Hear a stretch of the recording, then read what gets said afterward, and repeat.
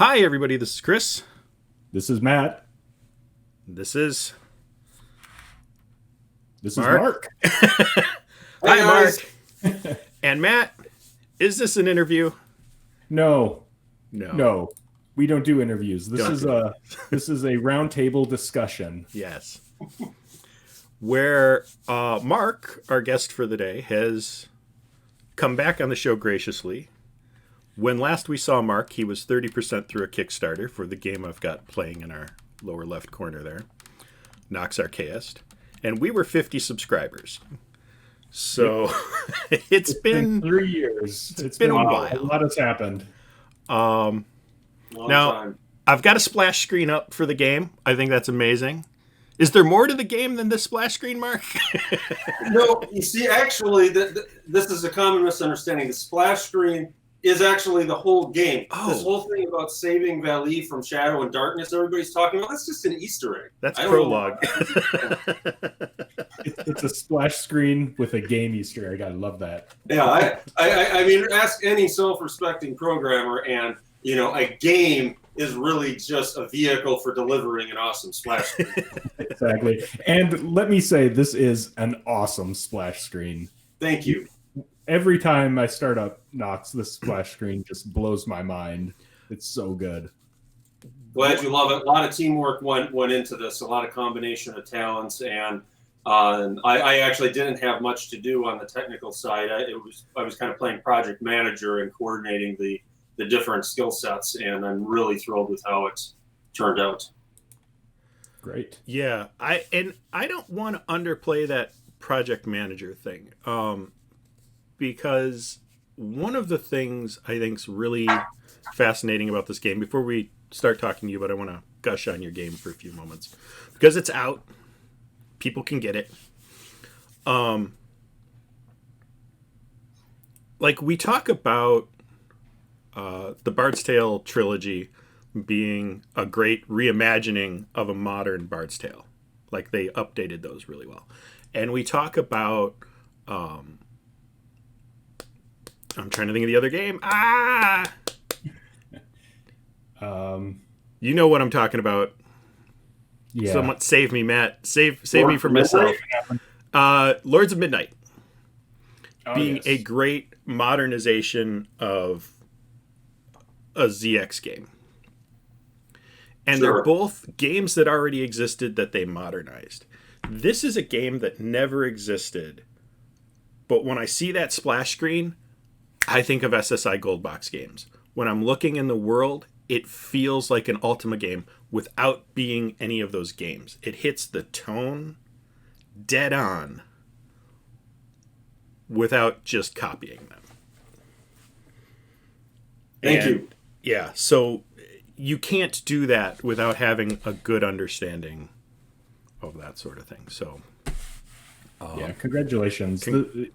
Yeah. Your game released on December 12th, so it's been just over a week. How has that week been for you? Thank you first for all sharing your observations and the fact that they were positive ones. Thank you for that too. That is thrilling to hear coming from you guys, having reviewed, not reviewed, I'm sorry, not reviewed. There have been technical difficulties. Mark has been kicked off the show. Forget it. Cancel on interview after that. But yeah, coming from you guys, I'm sure played over 1,000 games and non-reviewed many. That means a lot to me to hear it from you guys, and I really appreciate that. As far as how this week has gone, drinking from a fire hose is probably the best way, to describe it. And it's been awesome. And it's been a fire hose all at the same time. And fortunately, I was prepped for the experience by the Kickstarter was also kind of a fire hose. And then beta testing was also kind of a fire hose.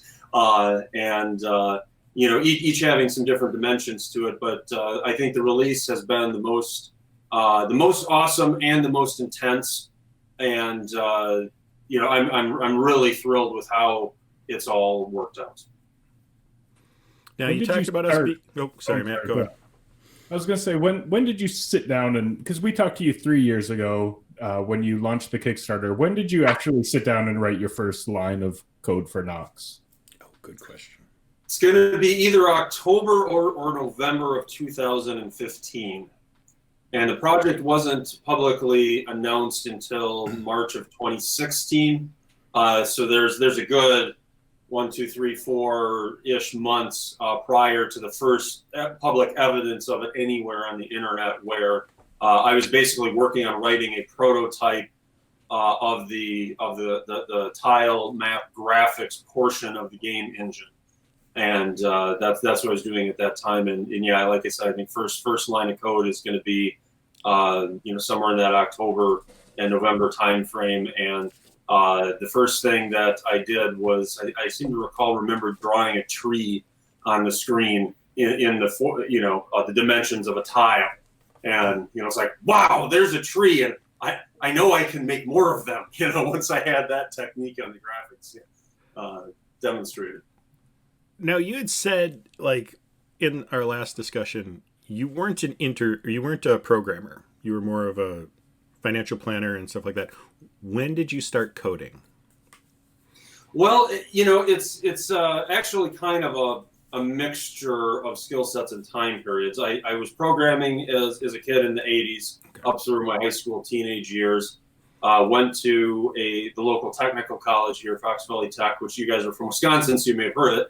And in some kind of computer science type associate's degree program, which was programming oriented. I learned lots about COBOL and about mainframes, and it was kind of like, I wanted to be a game programmer was what got me interested in programming. So I was never, in hindsight, I certainly did learn a lot in terms of general stuff. But so I ended up dropping out of that program to launch an internet service provider in like 1995. Really, as the internet was becoming a public, thing rather than just academia and government thing. And that kind of led me on a pivoting and path from programming into basically data communications and ultimately network engineering. There was a point as that internet service provider grew that, I was like a Cisco network engineer, kind of guy. And that was the turn that my kind of IT career took. And then there was a point where I shifted from hands-on IT into finance and business, and ended up going back to school for finance and business, and even got licensed as a CPA. I mean, I really went all out on it so that I could pivot from, the sort of entrepreneurial, I was the owner, so therefore my title was whatever I wanted, set up into, other companies actually being willing to hire me as a finance and, business management professional. And that ended up working out. And then I spent probably 15 years doing that, finance and business management for basically startup tech companies. So still never really leaving the world of tech. And that resulted in, acquiring a really broad set of skills with, a little bit of specialization here and there, but really pretty broad. And that helped a lot in coming into, this project. While, I certainly was nowhere near the best programmer in the world, and, hadn't really even done 6502 assembly language back in the 80s. I had enough of a foundation in programming from what I had done before. I mean, as a kid, I was actually trying to write, an Ultima style game and had a map engine, working in terms of its principles. You could move around, but it was way too slow, So I kind of had some of that foundation, as well as access to information that just wasn't the case in the 80s. You wanted to learn assembly in the 80s, you better be lucky and know the right people who know it, or, have access to the right, libraries and books. And I had neither of those two things. And to be fair, there are some people that without any of that, they just went into like the ROM and figured it out. Mm-hmm. But that's a level of genius that is not me. Right. So it was more, I found a good book on assembly language in 2015 that was designed for a beginner learning the language, not an intermediate one like I found in the 80s that assumed you already knew, how to get the environment set up and what an assembler was and all that stuff. So I really feel like Matt and I have talked about this, we're both, developers, coders, tech people outside of the game's interest. I feel like it was the mid 2000s before coding tutorials figured out how to be coding tutorials. I always describe it as like if you're learning to drive a car and it's like go to door, open door, get in car, close door, put on seatbelt. Now that you're in Chicago, wait, what? Like, you had a really nice warm up and now you've put me on the highway and I have no idea what I'm doing. Yeah, a whole different set of traffic rules down there. Yeah. So, I mean, I'm kind of glad to hear that. It gives me hope for going back myself because I had a very similar situation with my own coding where I started learning machine language and assembly on the Commodore, but there were no books. There was nothing for me to like pick up, and it was just out of my reach. I feel you. And so ended up, similar things, messing around with different stuff, ended up in tech. Now I'm drifting into finance and going, Okay. All right. So yeah, that's like girl there. So I think a lot of, it's my warning I give people who come to me and ask about programming. It's like, be ready to shift gears. You're going to learn hats outside programming. And if you can't, you're probably not going to stay in the industry. So. Yeah. And, and I do also want to say at this point too, that, there's advantages, but also disadvantages to the broad skill set and getting experience in the different kind of areas. And, the advantage is, fairly self-evident in the nature of a project like this. Mm-hmm. But there are disadvantages too. It all depends on what are you trying to do. Because there's, a lot of companies, and the bigger the company, the more it's an issue, is they're looking for specialists. Yes. They want somebody that's done a particular thing like their whole career. Mm-hmm. And the other skills that a, kind of a broad skill set person has just aren't of value to them, or at least they perceive that they're not. Right. And so they're going to hire the specialist over the generalist, even if the generalist has some experience in what they need, because the specialist has more experience. All other things being equal. Yeah, 100% agree with that. I do think the specialist still needs to communicate, like outside. And that's where having a couple extra hats. Well, and that's why I put the asterisk on it, as far as they perceive often that, and sometimes they undervalue some of those soft skills. Absolutely. So, sorry, go ahead. I was going to say, I just want to talk about, like, we did gush about a lot of things about it, but we can't be all positive, Mark. There's always issues. Yeah, talking about asterisks here. We talked about this last time. I thought we had come to an understanding. And yet there's food in the game, Mark. There's food in the game, Mark. Everywhere.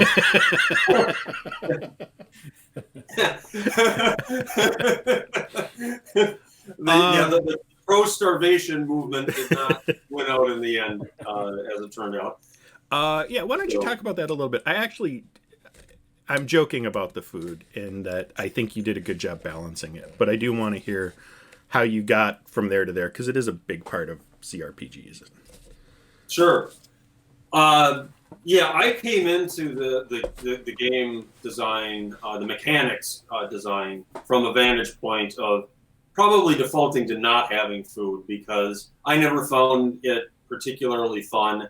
And the impression I had from reading comments from people that, they weren't really finding it that fun either. Now, oddly, when I was growing up playing the Ultimates, my two brothers, 7 and 10 years older, one of them in particular, I remember, I would like complain about the food mechanic in Ultima, and he would always say to me like, well, what do you expect your players to do? Go graze and eat grass? At the time, I was kind of like, well, okay, but later on, having learned that, in game design principles, that realism should never trump fun, and this is a good example of that. Yeah. But what ultimately ended up happening is I remember having some discussions with a few people about the food mechanic, and there were some ideas bandied around, and I think I even bounced some things off of you guys at one time, and what ultimately happened was a mechanic coming into view that seemed like food could be in the game in a way where it wasn't just a pure annoyance. There was maybe even some fun, kind of game mechanic to it in itself, like with the hunting aspect, and yet still had some believability, to satisfy my brother's grazing, kind of view on it. In that, as you guys know, if you spend a little bit of time playing, if you run out of food when you're camping, for the night, that's when the food is consumed. And if you run out of food, the text on the screen specifically says, your players, hunt, basically forage for twigs and berries, and go to bed, hungry and not restful or something. So it's like, no, you're not starving. You're just not going to do a good job healing if you don't have quality adventure rations. Right. So, I felt comfortable with that, and we tried to do that with a variety of things to have, sort of story explanations that would make certain things, feel right. Like, I don't know if you guys caught the whole bit about horse thieves. Mm-hmm. Don't leave your horse parked in a town. It'll disappear on you. There's horse thieves. But we all know what's really going on. Yeah. But I mean, even beyond that, like when we got to play it before, Matt and I never worried about food because literally hunting, just killing wolves, we never ran out of food. As I'm playing this time, I'm not constantly keeping an eye on it, but I am having to actually look over every so often. You've got that balance just right. Was there something, was there a process you did to get to that balance, or did you just luck out and hit the balance? Well, yeah, there was definitely an iterative process. It's not as it's more subjective than I'd like it to be. Basically in beta testing, I'm getting feedback from the beta testers, and on a variety of topics, and including food and how that's affecting the game. And it's really tough because you're going to get a variety of different perspectives, mm-hmm. and trying to kind of key on, okay, well, where's the what's the perspective here that's likely to be the one that's going to satisfy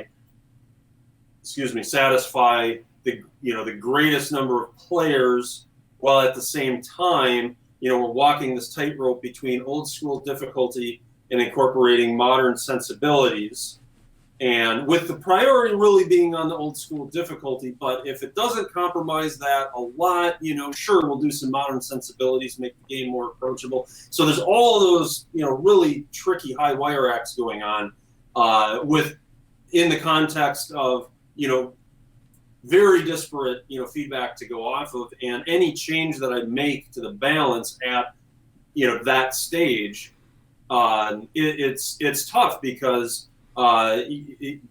testers already kind of have a formed perception to some extent, and so then I make a change, and it's not going to get fully vetted as much as when I present the game. For testing the very first time, it's like, okay, blank slate, everybody going, what do you think? So I got to take all those little things into consideration, and which is actually one reason, and I'll get more specific here in a moment. One reason I did 2 rounds of testers, and the second group that I had recruited in advance, and they were like ready to go, ask me, when can we test? I'm like, hold on. So that I could get far enough along with the first group and the changes and the tweaks and the fixes, so that I would have one more group coming in with a fresh set of eyes to kind of look at everything again. and but also recognizing that that was kind of the last bite at the apple. If I got it wrong, what got it wrong, whatever it was, there's probably wouldn't be much I could do other than guess at that point, because there was going to be no third round. I had run out of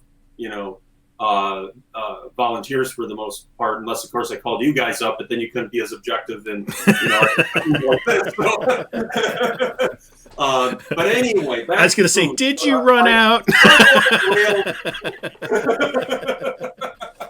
Back to food. So getting real specific. So there was a point where I increased the food capacity for the player from what it was going into beta testing, so that the player could essentially last longer out in the wilds, relative to going back to, to town to buy more food. And then, okay, there's the hunting dynamic there. You're out in the wilds, you can get more food from hunting. And there was a point where I increased the amount of food that the animals were dropping.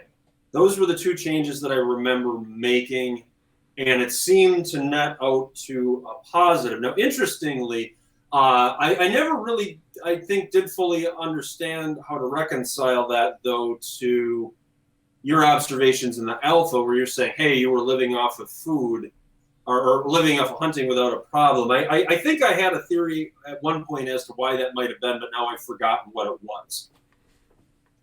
But in any event, it was kind of setting aside that little oddity for a moment. It really came down to, best way I can describe it is, it's like you're eyeing up the shot when making an adjustment. It's not as precise as spreadsheets and calculations. I mean, there was that, build the foundation, but getting into the fine tuning, it's really eyeing up the shot and just hoping that your intuition has guided you well or well enough.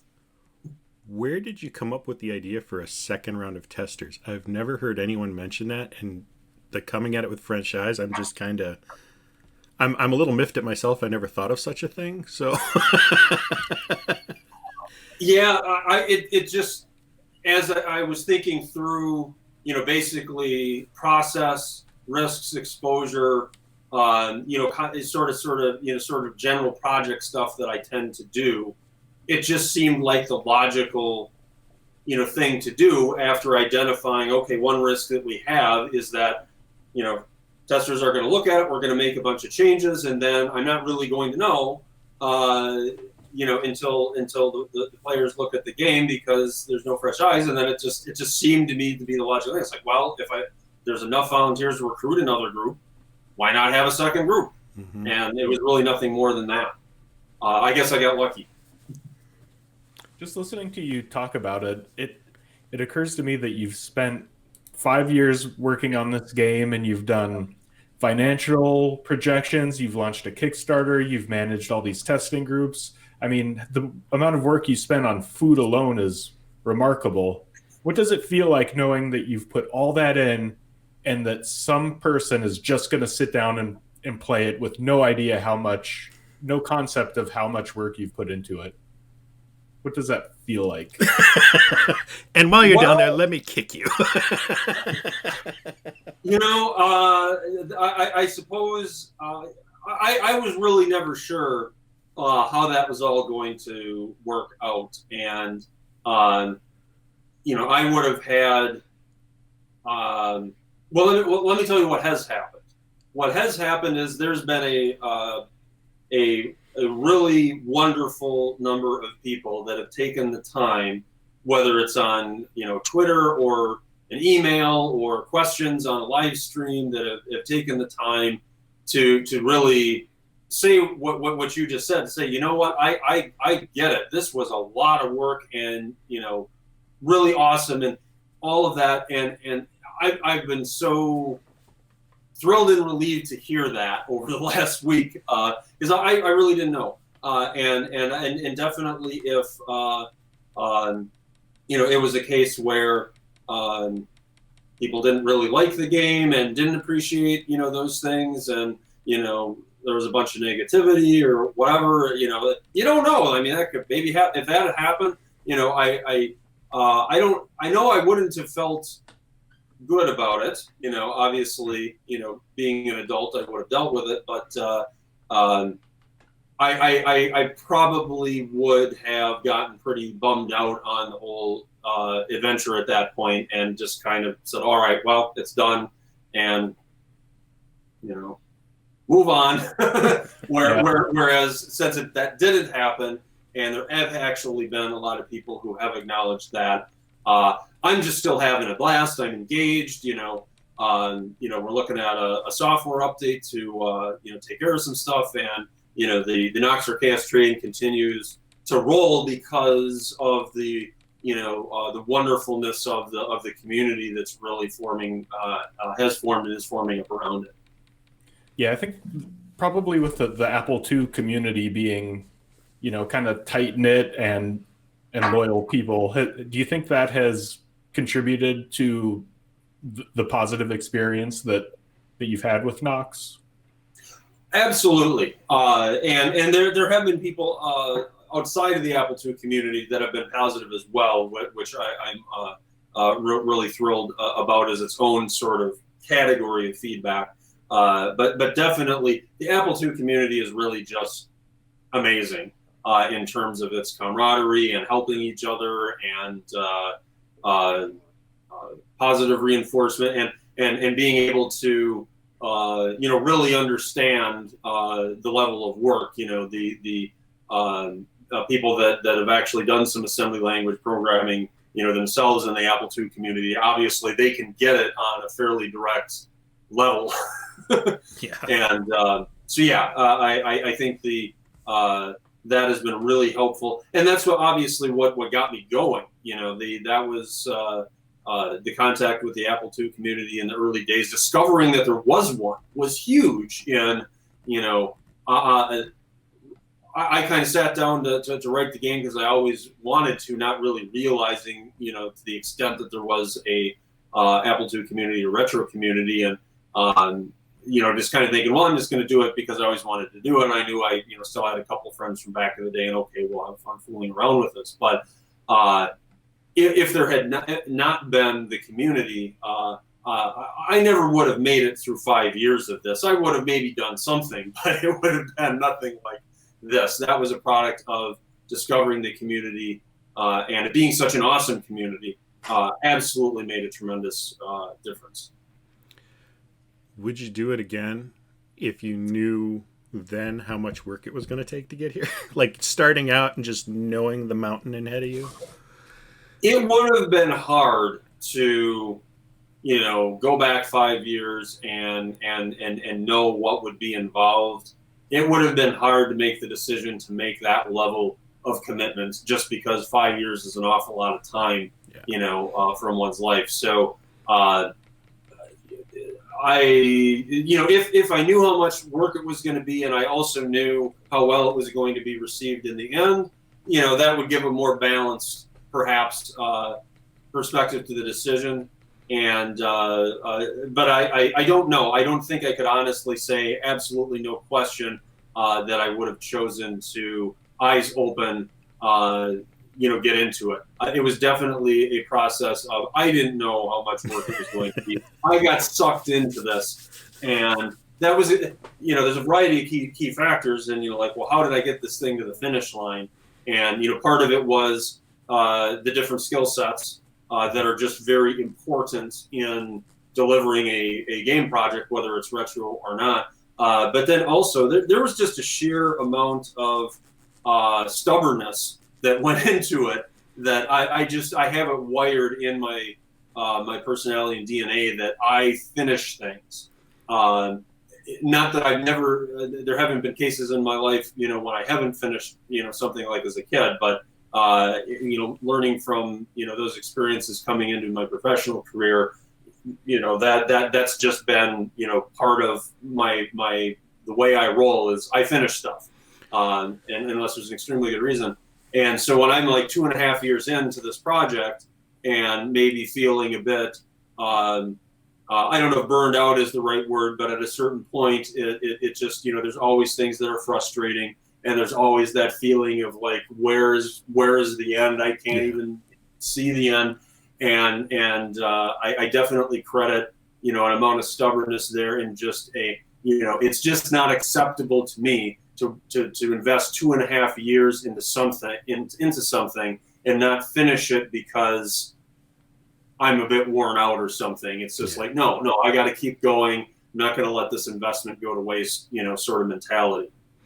That was going to be my next question, because like with most projects, there's like 3 places where you can give up. There's right at the beginning when you just start and go, oh, this is going to be work. When you hit that middle and it's nothing but what you got to do, but you just got to power through it, and it doesn't really have anything you see coming out of it. You're just doing work. That causes a lot of people to drop. And then when you get to the finish and you can basically see it and you go, I'm done, it's just not polished. And you feel so relieved you quit. So you just talked about how you got through the middle. Like, did you feel going into that last part exhaustion in the last stretch, or did it energize you? Because I know people... Some of both. Really. Fair enough. And partially because even though I was at the end, I didn't really know how long the end was until the end pretty kind of got close to ending. Is the approach that I took for development and testing was quite a bit different than from what I understand is the norm. And that's, I don't have a lot of feedback on it, but it was something that one professional game developer did tell me, one of my advisors. And I know it's different than the way that some of the other retro projects right now are doing it. And it's different in this way. I developed, and you'll relate to this well having tested the alpha, I developed the entire game engine, all the features or all of them that I planned with that were going to be there, and with rare exception of something that might have got thrown in later, but everything that was planned with the engine, got that done, and then built the alpha that you guys saw, a piece of content that could demonstrate the different features and mechanics, and there's a dungeon, there's a town, there's a castle, all that stuff. But still, a small, that was maybe 10% of the entirety of the content. Mm-hmm. And after doing that alpha that proved out the mechanics, and that my mountain of spreadsheets, that drive into game balance and everything else were holding up, and I wasn't just, wildly off, with everything. Once that was proved out, I just focused on completing the content for the rest of the game. And I would test things myself. I didn't, add anything without giving it a fairly solid, targeted test on the thing that was added. But, and there, a few teammates, jumping in here and there, testing, their contributions, like some new graphics that were added, and, a few things flushed out there. But there was nobody, really like going in and trying to play what was there of the game, because I wasn't rolling out into content in a way that was really set up for that to be happening.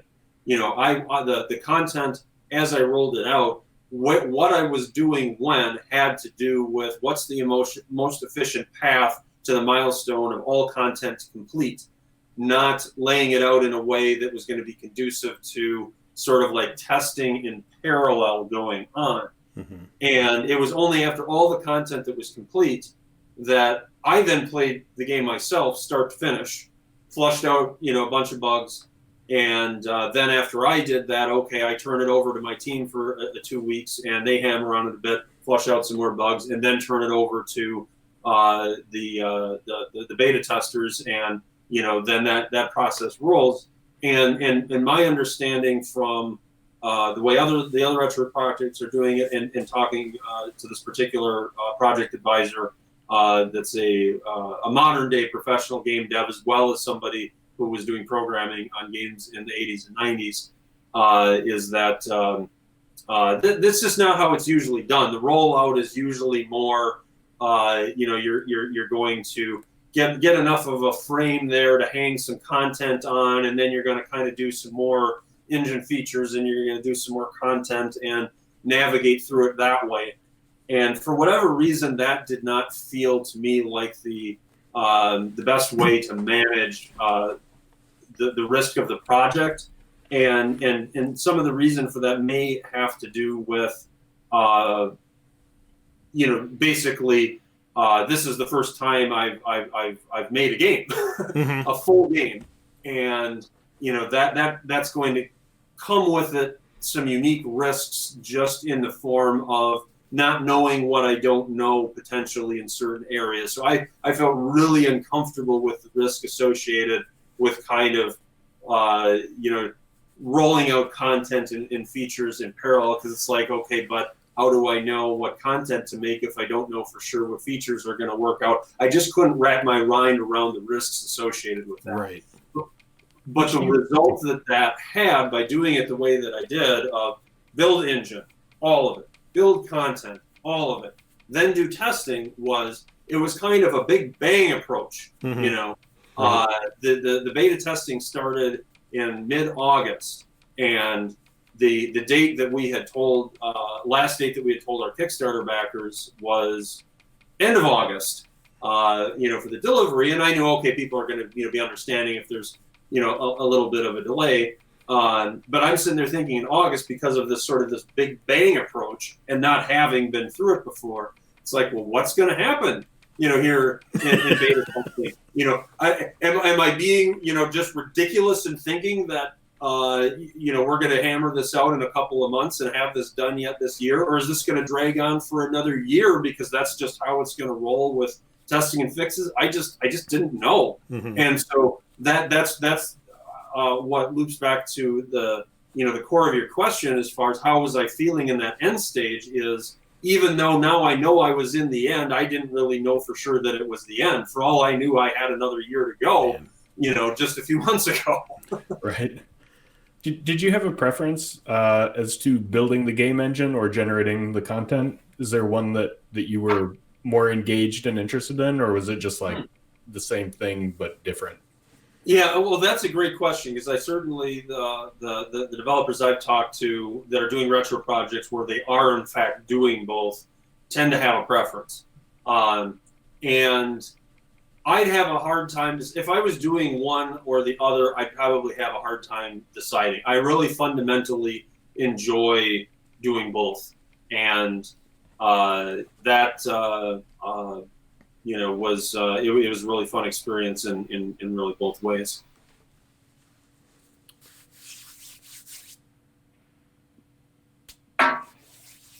I was watching our first interview, and one of the things we talked about right away was the Kickstarter that you were doing, and you talked a lot about the very complicated financial model that you put together to size that Kickstarter correctly. Sure. Do you mind talking about how accurate that was and how that worked out, and if you thought it was a big benefit to the project? Sure. I would say yes. It definitely was, and it really helped us be able to have some level of confidence that we weren't going to overpromise in the Kickstarter rewards versus what we could actually afford. You don't want to do a Kickstarter and end up financially upside down, on what you collect versus what you promised, obviously. And that's something that a lot of Kickstarter creators struggle with. And I felt really not particularly nervous about it because of the financial model, unlike some of the game development side of it, that was something I feel like, I've got over 15 years of experience with that kind of modeling and projections. I know that they're sound and they work, and there's always some margin for error, but that was probably the least of my concerns. And probably one of the things that did happen though is I was probably too conservative. And the first Kickstarter, as didn't end up funding. And one reason was I think I was too conservative. And the other, but better be too conservative than not conservative enough, I think.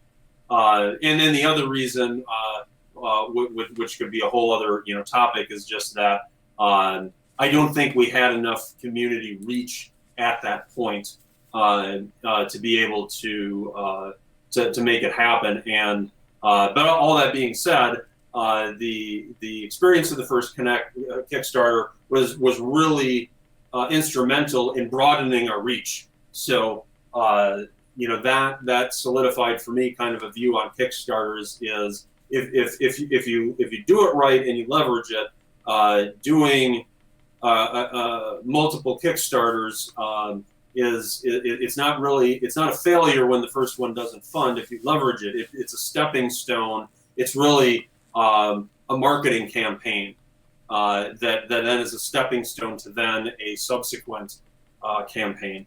Is how I tend to look at it. Did you feel any pressure from the Kickstarter? I know a lot of Kickstarters do this. Like, the goal was $8,500. You got $42,000. And like we said last time, that's not enough to retire on or quit your day job. But it's obviously much higher than what was suggested. Did you feel a lot of pressure to expand the game from that, or did you hold to your original idea? The vision for the game really didn't change that much. And I will say that as we were thinking of stretch goals, that did sort of inspire some ideas as we were sitting around the virtual table. Myself and my teammates that were working directly with me on the Kickstarter planning, we would think, okay, well, this is going. This is going well. What stretch goals can we do? Because we really didn't plan out a lot of them in advance. If I recall, we were kind of rolling them out one by one. And so in the process of doing that, there were some things that we thought of that were like, okay, well, yeah, we can. Seems reasonable to commit to doing this. That if we had not committed to doing, maybe wouldn't have happened just because of the time frame of the project and the amount of perceived amount of time I thought I really wanted it to take. And quick combat is a great example. That was not in the original vision, and that was a stretch goal in the Kickstarter, and it was a fair amount of work, and I'm glad that we did it. And I could easily have seen myself thinking, nice to have, not need to have, move on if we hadn't made a commitment on it. And that was a key thing in the Kickstarter is from the research that I did on them is backers will forgive a lot of things, delays as long as you communicate, etc. But not delivering what you said you were going to, changing it. That there's a lot more concern in the community around that. And so I took that all very seriously. We said we were going to deliver quick combat, that we were going to deliver quick combat. There was just no, question about it, regardless of if it was going to take longer or whatever. So, I just want a side tangent here because I saw in the Kickstarter stretch goals I just pulled up, supersized manual, mobs and art. I got mine yesterday. It's a manual. Wasn't prepared for supersize. You could pop a door with that. You really could. I haven't seen, even the Ultima games didn't have that thick of manuals. I mean, that is. They also had several manuals. Right, they had 8. Fair. Fair. But yeah, that surprised me. That is page for page. We did end up having more, but this is one point of difference. Well, yeah, and the index and just references in the back and just it crosses. This is again what I talk about. This manual if you took an Origin manual and smushed it into an SSI manual, you get this. It's somehow reminiscent of both, and yet its own thing, and that's really cool. Awesome. Thrilled to hear you say that. I was fortunate to have a teammate who's a really talented writer and graphics layout, kind of guy that really just took the lead on the manual and made it into something really awesome. I'm really happy with how it turned out, and really glad to hear you say that. Yeah, it's while we're talking about team, whose idea was it for the tutorial videos? They need more attention and a raise or something, because that's Here's thanks for your appreciation of them, firstly, and how it all evolved is in the time that I've spent in technology companies, and kind of finance, business management, a little bit of operations management, things like that. The kind of the standard approach, basically, once internet connections got fast enough, the standard approach to business customer support was driven by walkthrough videos, associated with your product, and remote screen sharing sessions. Now, consumer side of tech companies, it's kind of like, our number is 1-800-DON'T-CALL. Yeah. That's a whole different thing. But the business side, that's just kind of the way it's done. So as I was thinking about, Nox Arhcaist and observing in the beta testing period where people were, where were people's questions coming from? Everything's addressed in the manual, but and we're thrilled that some people are reading the manual cover to cover before playing the game. You folks, you know who you are. Thank you. The game, first and foremost, was designed for that kind of player. But we recognize, okay, it's 2020. There's going to be people that maybe skim through it and jump in. There's going to be people who don't read it at all and jump in, and maybe they have intention that they're going to read it later. I know people appreciated this as an item. But we got our first exposure to that with the beta testers to see. I mean, we sent them the PDF manual, and so we got to see, even with the in-game tutorial itself in the shipwreck, what are the kinds of questions that people are having, the testers are having, that are popping up in that early game period. Notwithstanding the resources already available, the in-game tutorial and the manual itself, and those topics informed the content of what the tutorial videos were going to be, and so that was kind of my part of it in identifying the benefits and rolling up the ideas from the testers. I even asked them outright at some point. I said, well, here's kind of, from what I've been hearing from you guys, here's kind of what, seemed like would be helpful. But you guys tell me, what do you think would be helpful? So I gave them an opportunity to actually outright, weigh in, and then kind of merge the list together. And then my teammate who made our Kickstarter video, our game trailer video, is really just a pro when it comes to doing video editing and things like that. He made the tutorial videos and made them way better than I ever possibly could have imagined myself doing. I mean, if you want to see the difference, if you look at the section, the support section of our website for the walkthrough videos on how to play Nox Arhcaist in like a half a dozen different emulators. I did those, and if you look at those and then look at the tutorial videos, you see the value that my teammate added to it. He's just way better at it. How big was your team, and what are the skills that you were seeking out? Because you have a lot of skills that you brought to the table, and a lot of management and design. What did you need to bring in? Sure.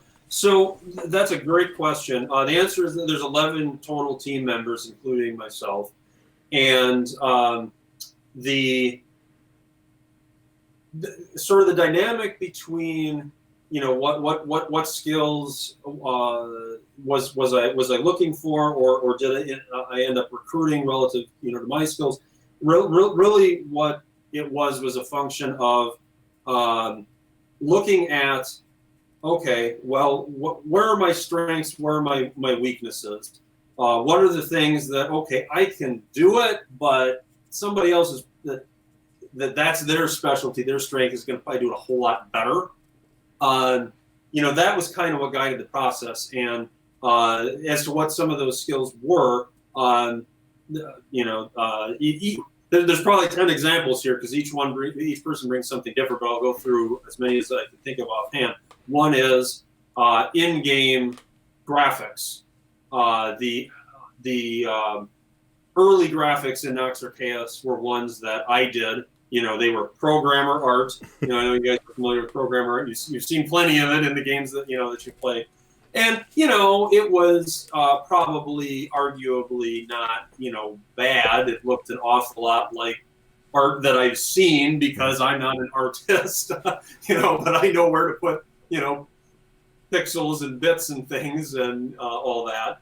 But then getting somebody involved who actually in their day job is a professional graphics animator, he just knocked it out of the park as far as the difference between my early stuff and what we're ultimately able to see, like with some of those 4-tile mods and like the castle drawbridge gate setup. There's like 10 different tiles creating this thing where you're seeing the drawbridge chains and everything. I mean, just really a step up there, and I was really thrilled when I came in contact with him and he was interested in joining the team.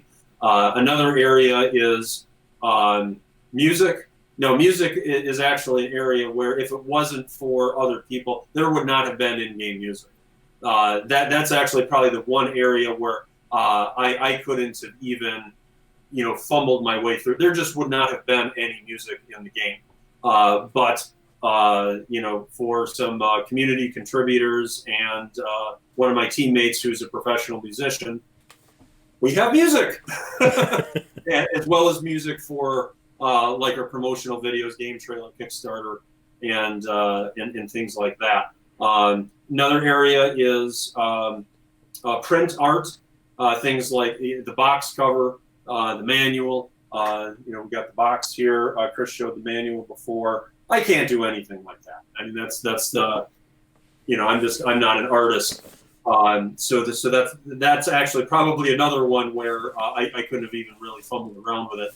On the programming side, I had a couple of programming teammates, and on the programming, I mean, I could have completed the game on my own, and it would not be nearly as good as what we have, because they brought some skill sets in some key areas like the splash screen. One of my two, I think it's two programming teammates, he's a professional game developer, and his specialty in professional game development is graphics. And he's a Grandmaster 6502 assembly programmer. And so he did that crown animation and the flames and all that. The art was done by the artist that did the tile art, but he the programmer, set up the tool chain to be able to get the art, from like a state of Photoshop into Apple II double high-res graphics, cramming it into the tiny amount of space that was left, that sort of thing. And I could have done a splash screen, but it would not have been, on that level. My other programming teammate, he is a low-level bare metal master, and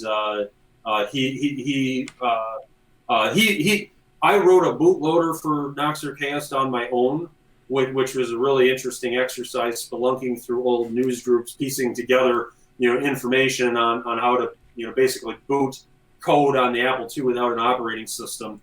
And I was able to get it working, and we had a bootloader, we were rolling. But then he came in and wrote not just a bootloader, but hard drive and floppy drive controller that then replaced. I was using the WAS floppy controller.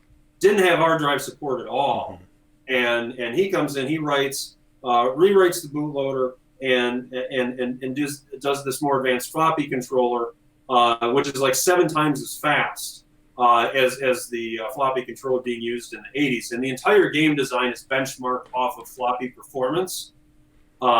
Even though there's hard drive support, in the day, I mean, only the 2GS had hard drives back in the day. Games were being developed primarily on floppy, so that was always our benchmark. And so when he goes and creates this floppy controller that's 7 times faster, that opens up a whole area of possibilities of things that I can do in game engine design to leverage that.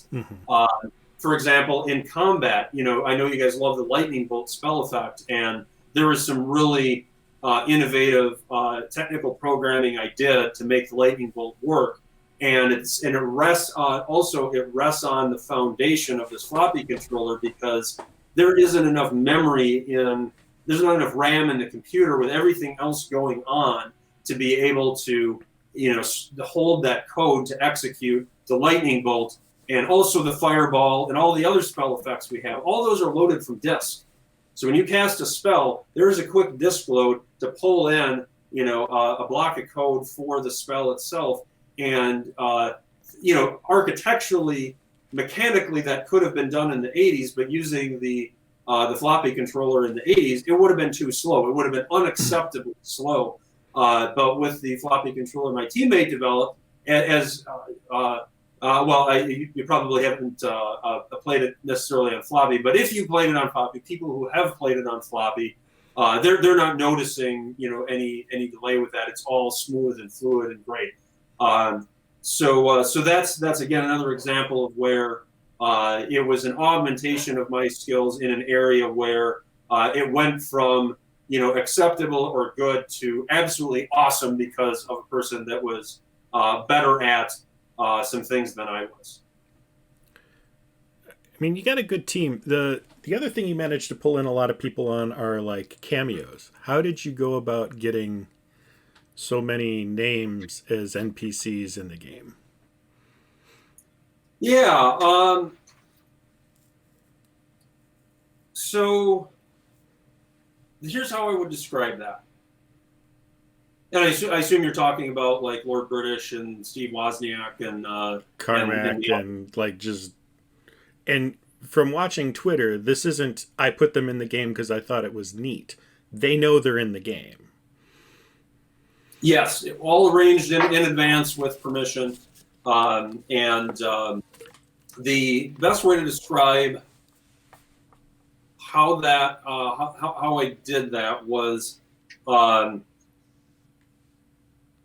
it comes down to identifying common interest, crafting a pitch around the common interest, and then networking in order to have the opportunity to make the pitch. Right. Those were the elements. It's fairly straightforward in concept, and the execution is an art form. I've actually had training in professional networking that I sought out probably getting to be about 12, 13 years ago, because the kinds of jobs that I was qualified for and was pursuing, basically executive level positions at startup, or early stage tech companies that, were ready to rocket off to the moon, kind of positioning. And it's really hard to get those jobs responding to classified ads, so to speak. The most effective way to acquire a job like that is through networking. And so that's what led me to, like I said, actually getting some professional training in networking and how to, ask people that for ideally introductions or alternatively referrals, referral being, okay, you get a contact information from somebody who knows somebody, and then you contact somebody yourself cold, but so and so suggested that it would be a good idea to talk to you. That's the polished phrase. Mm-hmm. And in the subject line, I'm trying to give a little detail on the art form, but obviously there's too much to really talk about. But so sending an email like that, when you get a referral from somebody to the next person in the chain who might not even be the destination you're trying to get to. So over the course of hundreds of emails like this I've sent, the best method I found is in the subject line of the email, because you're going in cold if you don't have a warm introduction. You just have the contact information, and in the subject line I put referral from insert name of the person that gave the contact information, because in the recipient's email box they don't know your name, they don't know anything about what you're talking about. What's going to catch their eye in what they see, the subject line is going to be the name of the person that they know. That's going to more often than not get them to at least open the email. You get them to open the email, you're halfway home. Then it comes down to the polishing of the pitch of whatever, whether it's the final person what you're pitching, or if what you're really looking for is contacts for the next leg, then it's kind of an art form of kind of like, okay, coming up with something to talk with the person about that's in the middle of the chain or steps in the middle of the chain. Something to talk to them about that you're asking them to give you some advice on, that you then pivot to, well, do you happen to know anybody else who might have some more insight on such and such a topic, and then get the next referral to the chain. And you can get like 10 people out, and the 10th person doesn't know that you're 10 people out. They just know the name of the person who suggested you contact them. Mm-hmm. So that's a little bit of a glimpse into the networking piece of the art. Right. And I wanted to kind of have you pull that out and really show how much work that is, so that I can then take it and go, and now we got to talk about scale. You didn't do that for one person. You did that for like 10 people to get that many people in the game. It's the amount of effort just to get names in the game was something that I think shows a lot of polish. And it's one of the reasons we kind of wanted to come back and do this again. In addition to just interest in how it turned out at the end.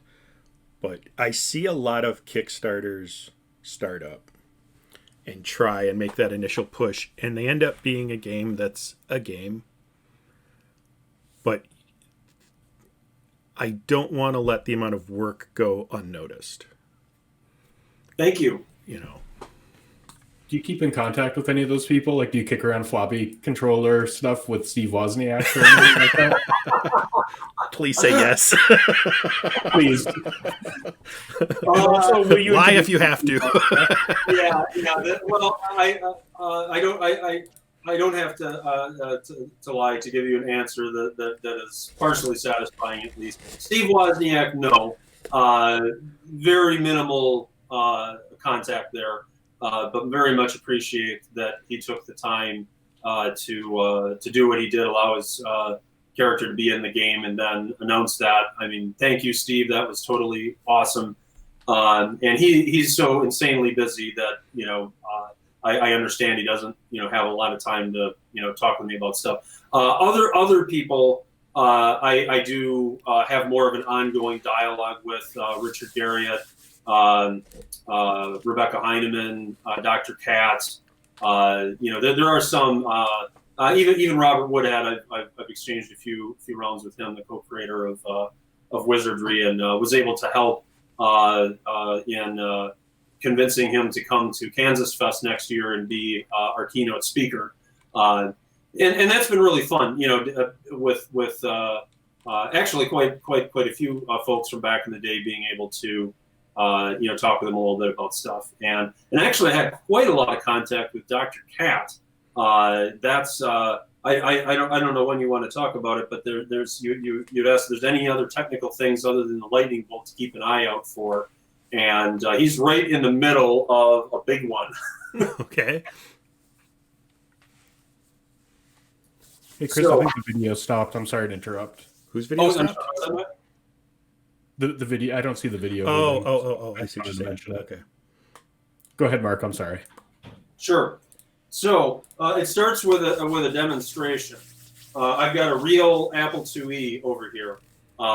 In the view box, I don't think you can quite see the Apple IIe. You're just seeing my CRT monitor. Mm-hmm.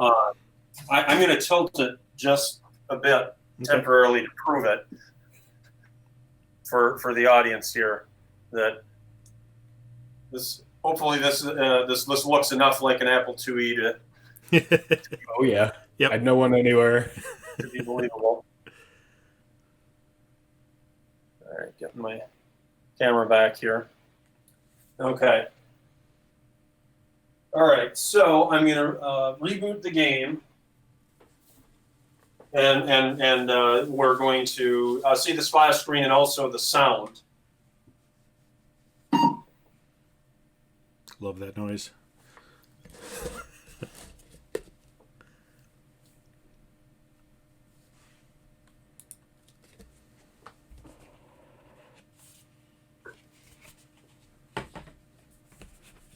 First time my refrigerator fan comes on.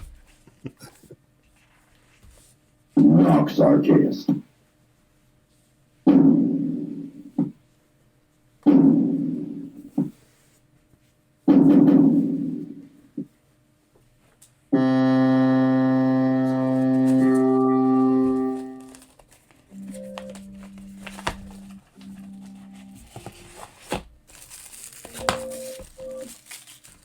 So were you able to hear, before the music, were you able to hear the voice, the human voice, the Nox Arhcaist, and the booming sound after that? Yeah, it was fantastic. Awesome. So that's, you hear that in the emulators as well. But many people playing in the emulators probably don't realize that you actually hear that on the Apple II. We didn't like hack the emulator and cheat, going around the emulator wall. To the modern computer, and the music is Mockingbird, which is a sound card for the Apple II, and the human voice and the booming sound after it are actually coming out of the 1-bit Apple II speaker that most call the Apple II squeaker, because it's just looks like a cheap little thing you might get at Radio Shack. With a 2-pin connector onto the motherboard, and that is what's making that human voice and booming sound, and it's done with a technique called 5-bit pulse width modulation, and it's a technique that has never been used in a commercial Apple II game, and it was invented by Dr. Cat in the late '80s of Ultima programmer, Origin Systems fame, Dr. Cat. And he developed the technique, basically too late for it to get into a game. It ended up with a tech demo in like a Soft Talk magazine at some point. But at the time in Origin, when he had developed it, there was like one more game left to ship. I believe it was the Windwalker.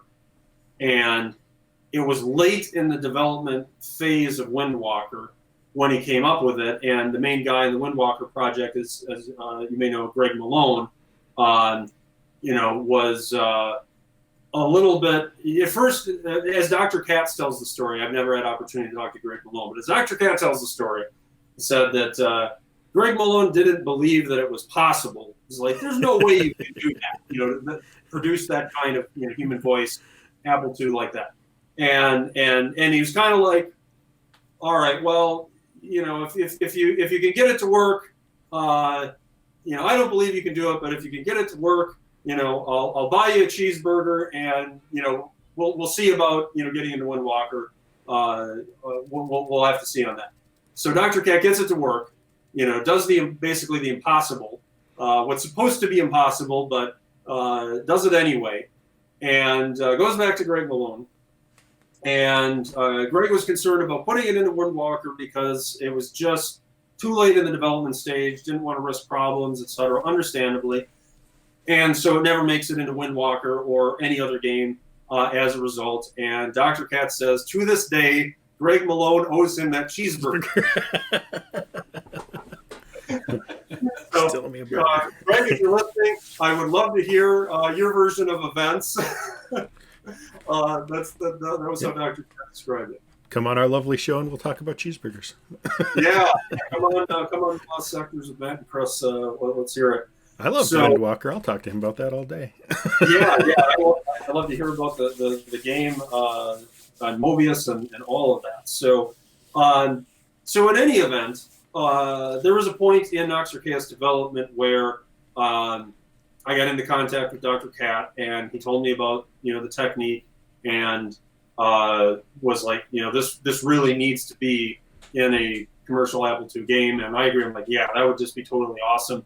And executing on that project was really difficult, and I wasn't sure that it was going to happen until like the end of May.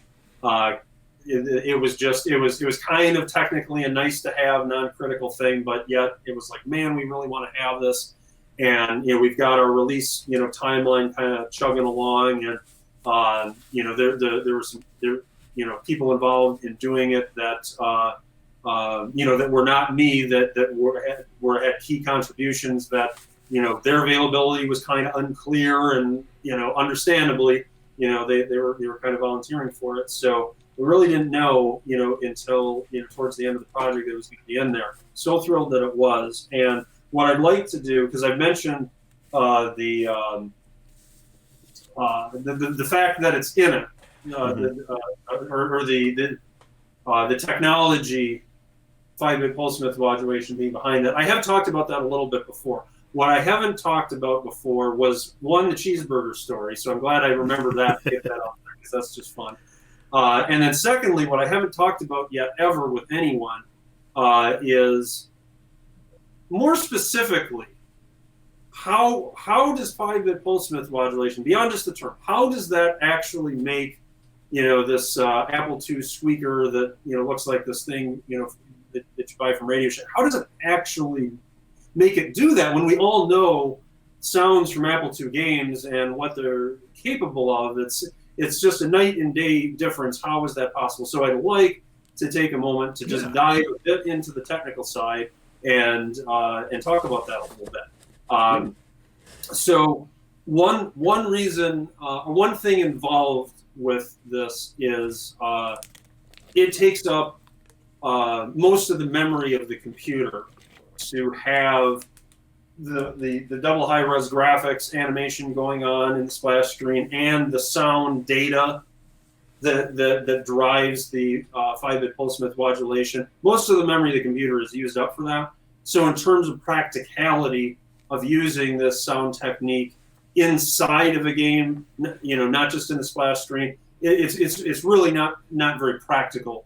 You can maybe do it like at a game end, titles ending sequence or something like that, but it's not like in the midst of gameplay, you're suddenly going to walk up and talk to Lord British and have Richard Garriott's voice speaking in the midst of game. That's just not. That truly is impossible on the original hardware. So that's a big limiter right there. It has to be targeted in the right way. But as far as, again, why does it actually work? So here's the kind of the summary on that. So the Apple II speaker, it's a 1-bit speaker. So a bit, we know binary, 0 and 1. 1-bit speaker means that it can either be on or it can be off. And when it's on, it produces a pulse of sound that's generated in the form of a square wave. And a square wave is, versus a wave with more, rounded edges on it, is very limited in the kinds of, it can't create very complex sounds. And that Apple II sound that we're used, to hearing is what you kind of get as the result of that.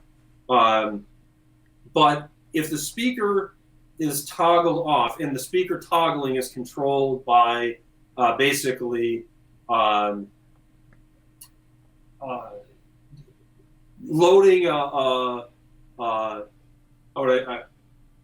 how to describe it simply. The way we would say it from a programming standpoint of view is you're hitting a soft switch, you're hitting a memory address in the Apple II ROM, and by hitting it, it's like use any assembly opcode you want. You're not really loading a value into it. You're just tickling it with an operation code on a specific memory address that is in the circuitry wired into the Apple II speaker. And you hit that memory address, and that turns the speaker on. You hit it again, it goes off, that sort of thing. So if the speaker is toggled on and off many times in rapid succession, the voltage that the speaker receives is lower, than if you're just turning it on, turning it off. There's a certain voltage there, but if you're going on, off, really, really fast, the voltage is like powering up, but you're turning it off really fast. So you end up with a lower voltage, sort of averaged out for the duration that you're doing this really rapid toggle on, toggle off. And you can vary the speed at which you're doing the toggle. And as a result of that, it smooths out the edges of the square wave, enabling more complex sounds to be expressed. And the reason that is almost impossible is because the Apple II has a 1 megahertz processor. 1 megahertz is barely fast enough if used at the absolute maximum possible efficiency in the code to be able to do that speaker toggle fast enough. So writing the code to do this requires an insane level of precision. Because you can write mechanically a code to do a certain thing, but it's inefficient.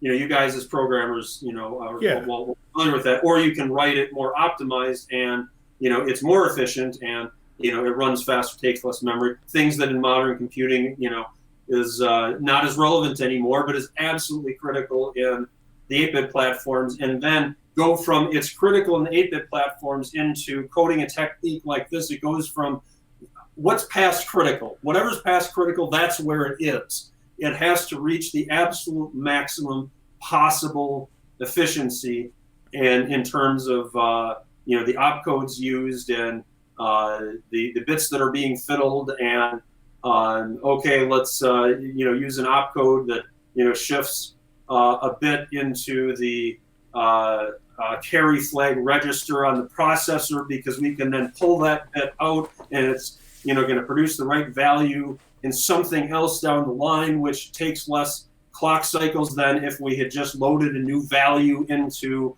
the main register of the processor. That's the kind of level of fine-tuning and efficiency that's needed in order for the 1 megahertz processor to toggle that speaker on and off fast enough to get that effect of rounding out the square wave and producing the effect. Wow. I get questions sometimes as to why I'm into old computers from like people who see me at work, and they're like, you can have any modern thing. Why are you looking? That's why. You don't do that with modern stuff. It's like a mechanic being into old cars. You're so hands-on with it, and you have such a level of control. I am impressed because you're essentially, like, if I'm understanding this right, I mean, there's a code level to it, but you're futzing with the physical part of it by changing its voltage. Yes. And so you're not just coding it on a code level, you're coding it on a physical level. And that's... In a way, you could almost call it hardware level programming at that point, because of the physical characteristics of what's happening, at an electrical level is in play. Yeah, it's not a 1 and a 0 you're passing. You're changing the voltage, and exactly, and doing it accurately. Like, go to your light switch, flip it on and off fast enough to send a message to somebody in the room. Like, that's crazy. All right. Sure. I need a moment. Matt, do you got a question? Yeah, you've talked about a lot of the features. You said when you did the Kickstarter, you kind of knew what the stretch goals were, and now you've talked about things that didn't even seem possible. Were there a lot of things that you wanted to do that you were just like, this can't be done. I can't make it happen? Or did you kind of know the whole time what you would be able to pull off? Well, from the beginning of the project, I definitely did not know. It was a lot of experimenting, with the whole, mission being, we're going to push the boundaries up and see what might have happened if, things had continued. And there's a lot of experimenting and figuring out what, would be possible for sure. And by the time we got to the Kickstarter, that's, the line, as we established, code line 1, November 2015. First Kickstarter, fall of 2017. Second Kickstarter, May of 2019. By the time we get to the first Kickstarter, I was starting to have, a decent feel for the direction of, what was, what were the features that were going to be in the game. Actually, I'm sorry, I'm just kind of reconstructing the timeline as I talk. The first Kickstarter, that was a year before the alpha that I sent to you guys, I think. So there's probably still some more game engine development after the first Kickstarter occurred, but I still had a pretty good idea at that point. The experimenting had started to fall away, and it was really more of kind of filling in buckets that I had kind of fleshed out at that point. And then by the time we get to the second Kickstarter, at that point the game engine had been done for a while. We were solidly into content creation, so that I felt in a really good position at the second Kickstarter to be able to assess something like quick combat and be able to know that we were going to have enough memory left to do it, and that from a technical standpoint that it was a plausible possible thing to do. I feel pretty confident at that point as to our capabilities in a lot of ways. There were some things still, even then, that were like stretch goals for me. Of course, I didn't commit to any stretch goal that I didn't have that level of confidence in. But even at the point of like the May of 2019 Kickstarter, there were still some things that in my own mind were stretch goals that I wasn't sure we were going to have the memory for. And one of them, for example, is one of the characteristics that I personally like the most about Lord British's NPC. Lord British's NPC is integrated into the quest log. He has access to the quest log, would be a fair way to put it. And through that access to the quest log, he will offer the player advice at each milestone along the mainline quest. And he can see which milestone you're on and index that milestone to a lookup table of text for these different pieces of advice, which gets funneled in through our overall NPC dialogue module, all the subsystems of that to appear on the screen. And it's totally optional. And he warns you on, he says something about, I can offer you advice on, your quest, and, fear not, thou shalt not lose an eighth, if thou dost, take me up on this, but you would lose, you may lose satisfaction from figuring it out yourself.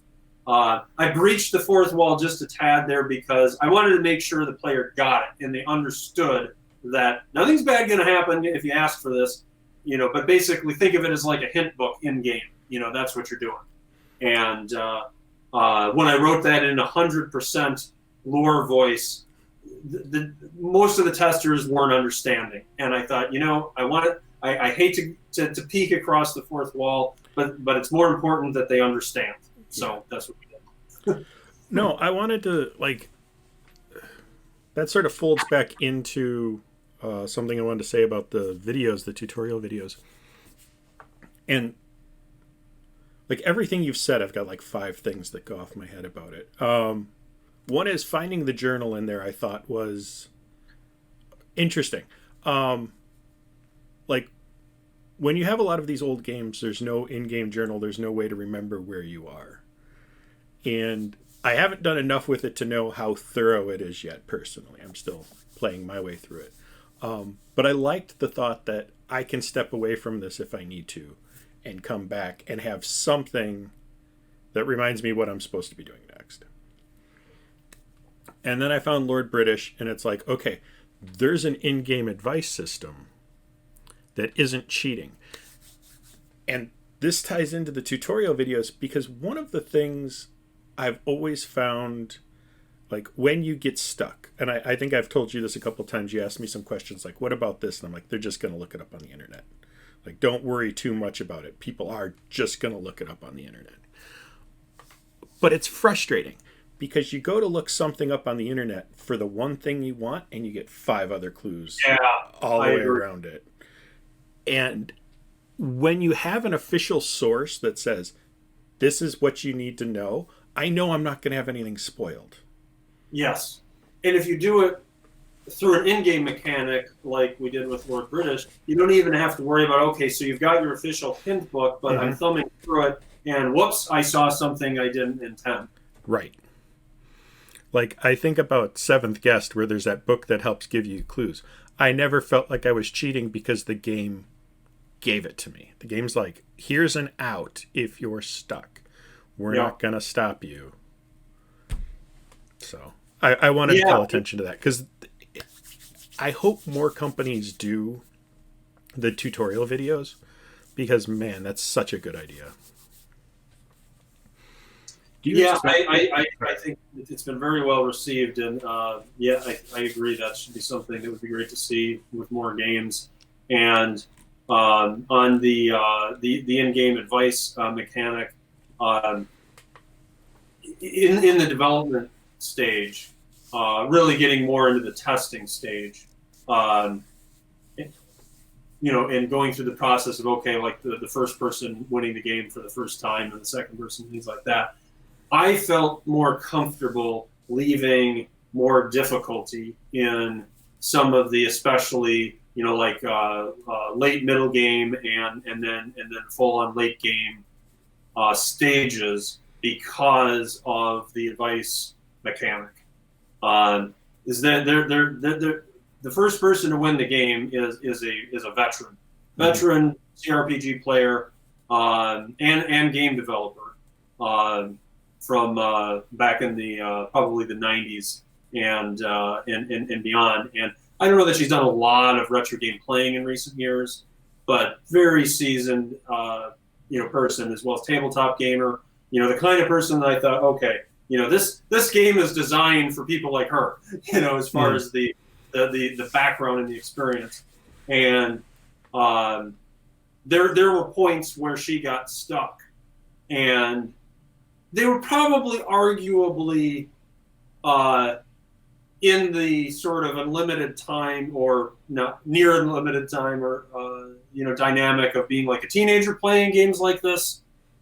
My sense was, and she may have even commented as such that she probably could have gotten through it, but in the confines of, okay, we're all adults now and there's only so much time and things like that.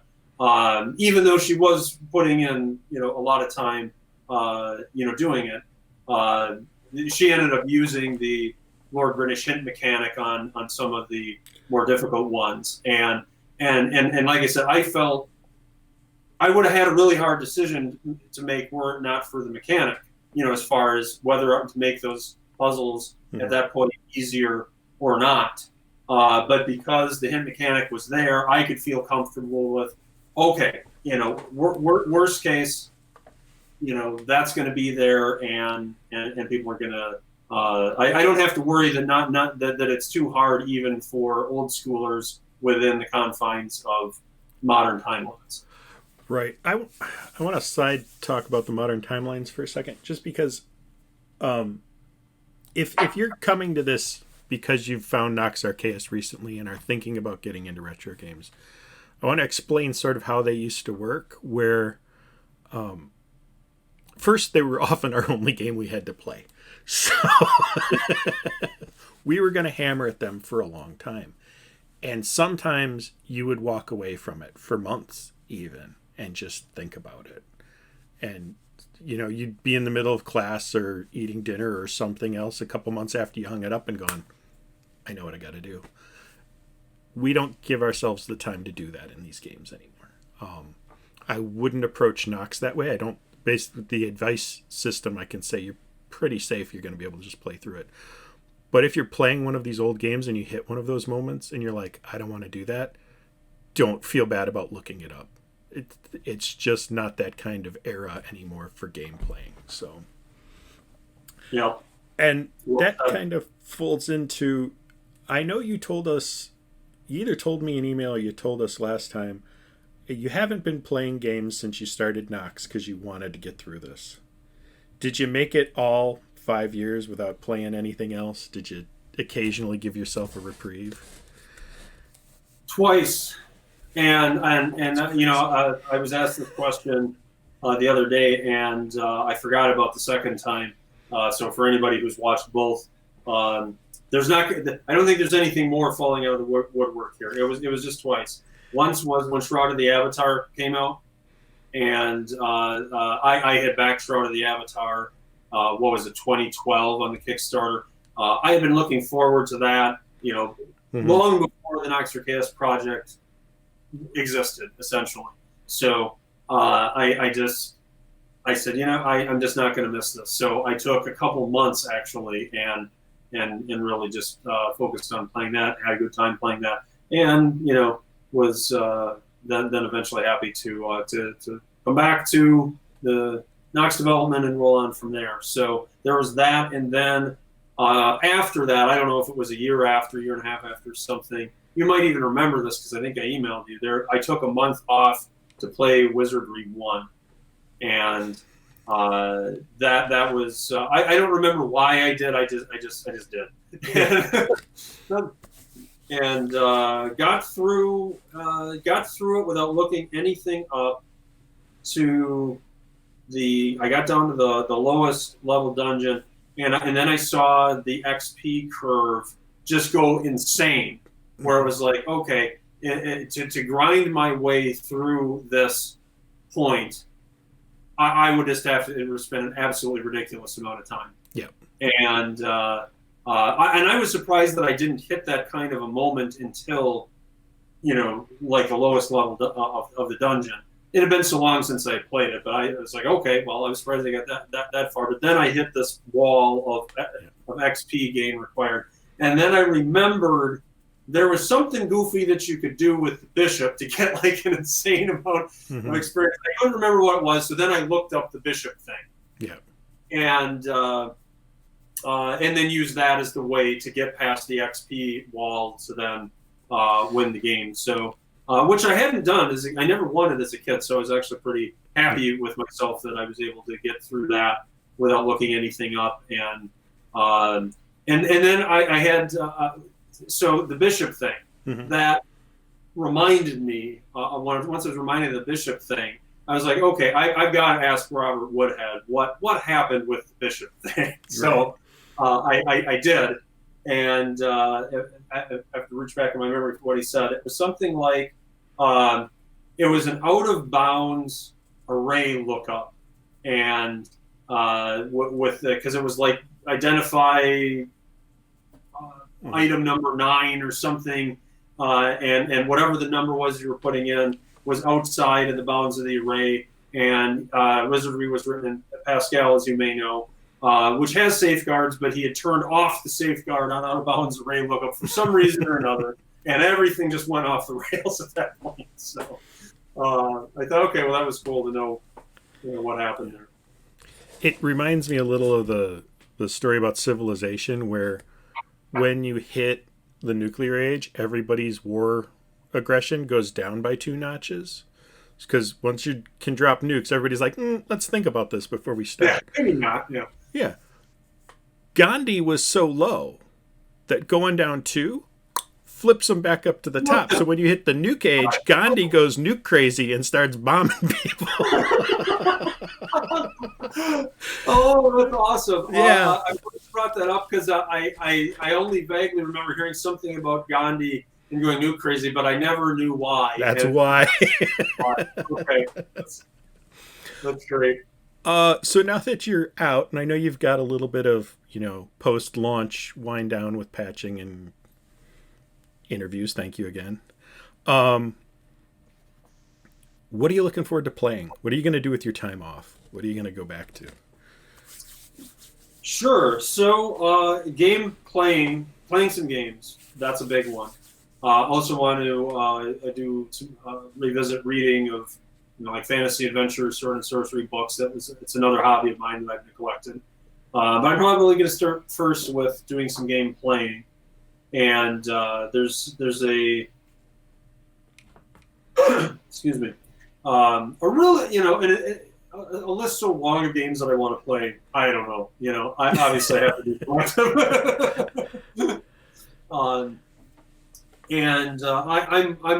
I'm more one to want to play a game to completion rather than play a little bit of this, play a little bit of that. I'm more one to play to completion. So in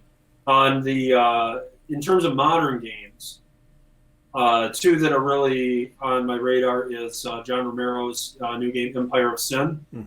I really have enjoyed mob movies and things like that. So, and I know it's in the 1920s Al Capone era in Chicago, so I really want to check that out.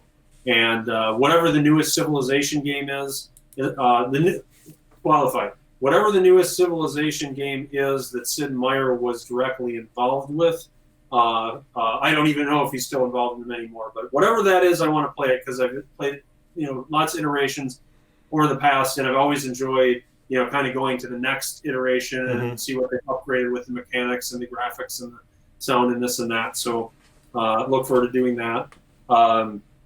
There's some other retro developers that when their games drop that I want to play. I really want to play Scald. I know you guys are familiar with Scald. For anyone who's not, it's developed in modern platforms, but made to look like a Commodore 64 game, and he's just nailed it.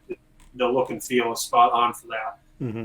Looking forward to Lawless Legends, actually another Apple II RPG in development that's more of like an Old West themed game and does more like the Bard's Tale 3D style when you're walking around towns. But actually they did ray casting on an Apple II. Some major technical accomplishments in that game as well. So I want to check that out. Realms of the Quest 5 is actually already out. That's for the VIC-20. And I've got my copy up on my shelf here. And haven't had a chance to play it since I've been in game development. And then, of course, Unknown Realm. I would really love to play that when it comes out, for sure. Is that Nox merch for sale? Can I go buy that awesome poster? Yes, and I will take advantage of the segue. We have, bear with me a second here.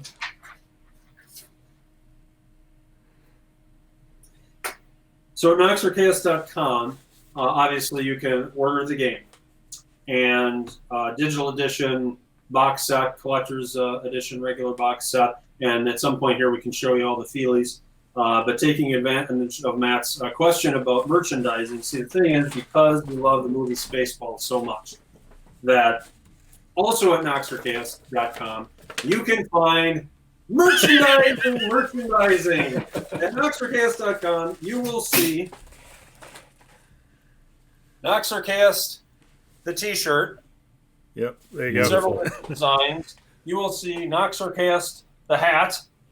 Yes. You will see Nox Arhcaist, the Dennis Loubet framed poster. And at some point, possibly, you may even see Nox Arhcaist, the flamethrower. Wonderful. And frame cloth maps. So we have 2 of these flamethrowers that we made as a stunt at the first presentation of Nox Arhcaist at the Apple II Convention Kansas Fest, and we wanted to kind of do a real roll out with a bang. So we had 2 of these made, and who knows? They're not for sale now, but someday they might show up on the Nox Arhcaist merch store. I'll definitely want one if they do. Repurposed Elon Musk flamethrowers. Yeah, I saw the video of Elon Musk and the flamethrower, and we rolled this out in the summer of 2017. So I think he's copying us. That was my thought. I'm like, man, that came out after Nox.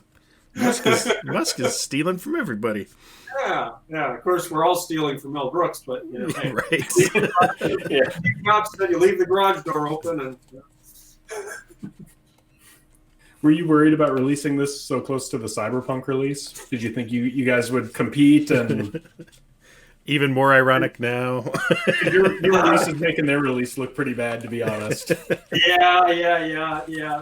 So the thing was, it was really just hard on the release date decision, because it's always going to be one thing or another, and it's arguably at Christmas time, that's not the best time for an indie game to launch. On the other hand, are we really an indie game? I mean, people have called us a AAA Apple, II retro game, and a niche market on its own. And so does it really matter? And, so there's those factors. And then it's like, well, if we were going to wait, post-Christmas is not a good time, because people will spend money on Christmas, not as much money for, buying games. And so then, okay, that's basically pushing it out into like March or something. Do we really want to do that? And, who knows what's going on then? So really balancing, thinking of all those different factors. We knew there was going to be something big launching around Christmas time for AAA, because there always is. We just decided, we're just going to ignore it and go for it. And at first, there were some comments on mentioned on message boards about the fact that we were launching, within 2 days of Cyberpunk 2077. And to my, delight was that they weren't like, these guys are nuts. It was more like, wow, these guys are really, really confident in what they're doing, going head to head with Cyberpunk. Like, okay. And then post-launch, we've had all sorts of comments about essentially how stable Nox Arhcaist is, and relative to other games available. And I'm just going to leave it at that. We're thrilled to have a very stable game. No game is ever bug-free. But we've only really had one report that was beyond just like a cosmetic thing, and even that was just like a totally random, out of left field, possibly will never happen again, sort of a deal. So we're really happy about that. How many times have you beat it yourself? I've done an end-to-end playthrough twice. And once was before anybody played it, where I was really ironing out the kinks and bugs and things. And then the testers had, their crack at it. And some amount of time after the second tester group had been at it for a while, I think maybe 3-4 weeks they were at it. And then I went in and did another run through and found very little at that point, as far as just a couple little tweaks here and there that I made. More typos than anything was at that point. So yeah, that's the number of times I and really not within the development team itself. I think everyone else that's won it in the development team has only won it once as well. But our testers, some of our testers have won it over and over and over and over. And at this point, one tester in particular I'm thinking of. He goes by Rickles on our Discord. I would say he probably knows more about how to manipulate the mechanics of the game than I do. I would not want to go on like a head-to-head speed run with him like Lord British did with John Niles back in the day. I think I would lose totally to Rickles on that. He'd make a beeline for the axe and it would be over. or whatever our equivalent of the axe is. You might not know the answer to this. Like back in the old days, there usually was you'll get 80 hours of gameplay, you'll get 40 hours of gameplay. Do you have a gameplay hour idea? Like if you're just playing to win, not if you're messing around on side things. Right. First time through, I would say, from what I've seen, it's going to be between 60 and a bit over 100 hours. Okay. There's certainly people that have taken a lot longer than that as well, but that's probably the best estimate. There's a lot of content there. Now, interestingly, it is possible, as proven by the tester I was mentioning, it's actually possible to win the game way quicker than that. On a subsequent playthrough, and he was loving it.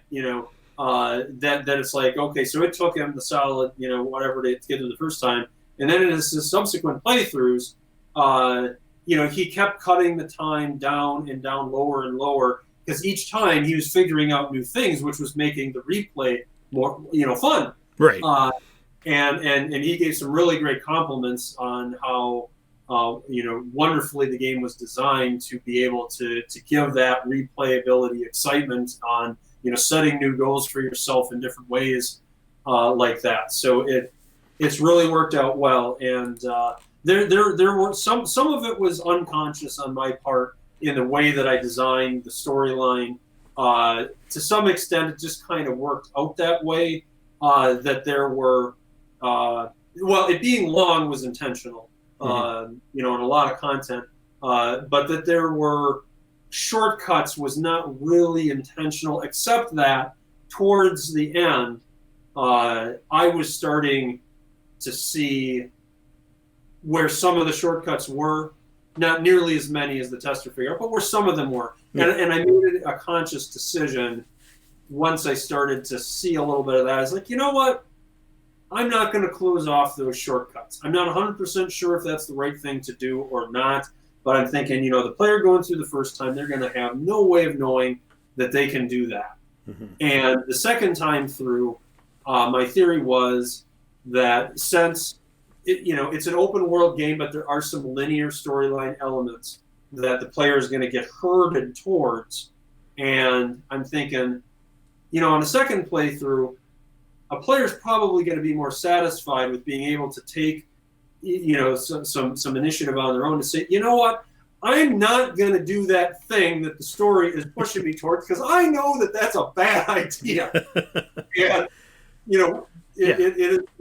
the flexibility is there for them to have the agency to make that decision and use the knowledge from the first playthrough to say, nope, I'm just going to kind of go around the Magonaut line. It's totally a thing. No, I like that on playthroughs of games where you can go through and go, I don't want to fight the Dracolich. Oh, actually, I want the XP from the Dracolich. And you can decide how you're going to play it on each time. Yep. Yeah. Exactly. I wouldn't have thought to ask this last time, but having seen how easily this starts up on my Windows machine and having noticed you got asked a couple times yourself, Steam and good old games. Sure. Yeah, we have been getting asked, no doubt. And fortunately, on Steam, I had looked into it before release, but it looked like a lot of work. And they have a 30-day waiting period from the time that you submit the initial application. So by the time I looked at it before release, it just wasn't practical to get it in time for release. And so then I kind of put it off on a back burner of, when things settle down in a few months or however long it takes before I would really have the bandwidth to look at it again. But it worked out that one of my teammates was available and interested and had the right skill set for taking on that project. So he's actually working on it now. We still have that 30-day delay, and that clock only started a few days ago. But it looks like we should be on Steam probably mid to late January, unless there's some snafu where, because they review stuff, including running your game. As long as they don't come back to us and say, no, we need you to do this and that, as long as there's no delays from that, I would think, getting into late January, we'd be on Steam. Good Old Games, we're trying, and, what I've been told by some other developers is that it's hard to get on Good Old Games, and it's a, don't call them, they call you kind of a situation. So I don't know any of that from direct experience. That's just what I've been told. So what I've been doing is, my answer, to anyone asking about that is very non-committal because of, there's just uncertainty around it. But what I did was, there's a wish list. I think it was actually a player that started the wish list item for Nox Arhcaist on Good Old Games, and I've been encouraging our backer community, our player community, to vote for the wish list item. And in fact, anybody listening, please vote for the Nox Arhcaist wish list item on Good Old Games. And we've got over 100 votes now. I don't know what Good Old Games considers to be a lot, right, but that's where we are, and every vote counts. So please, everyone, help do that.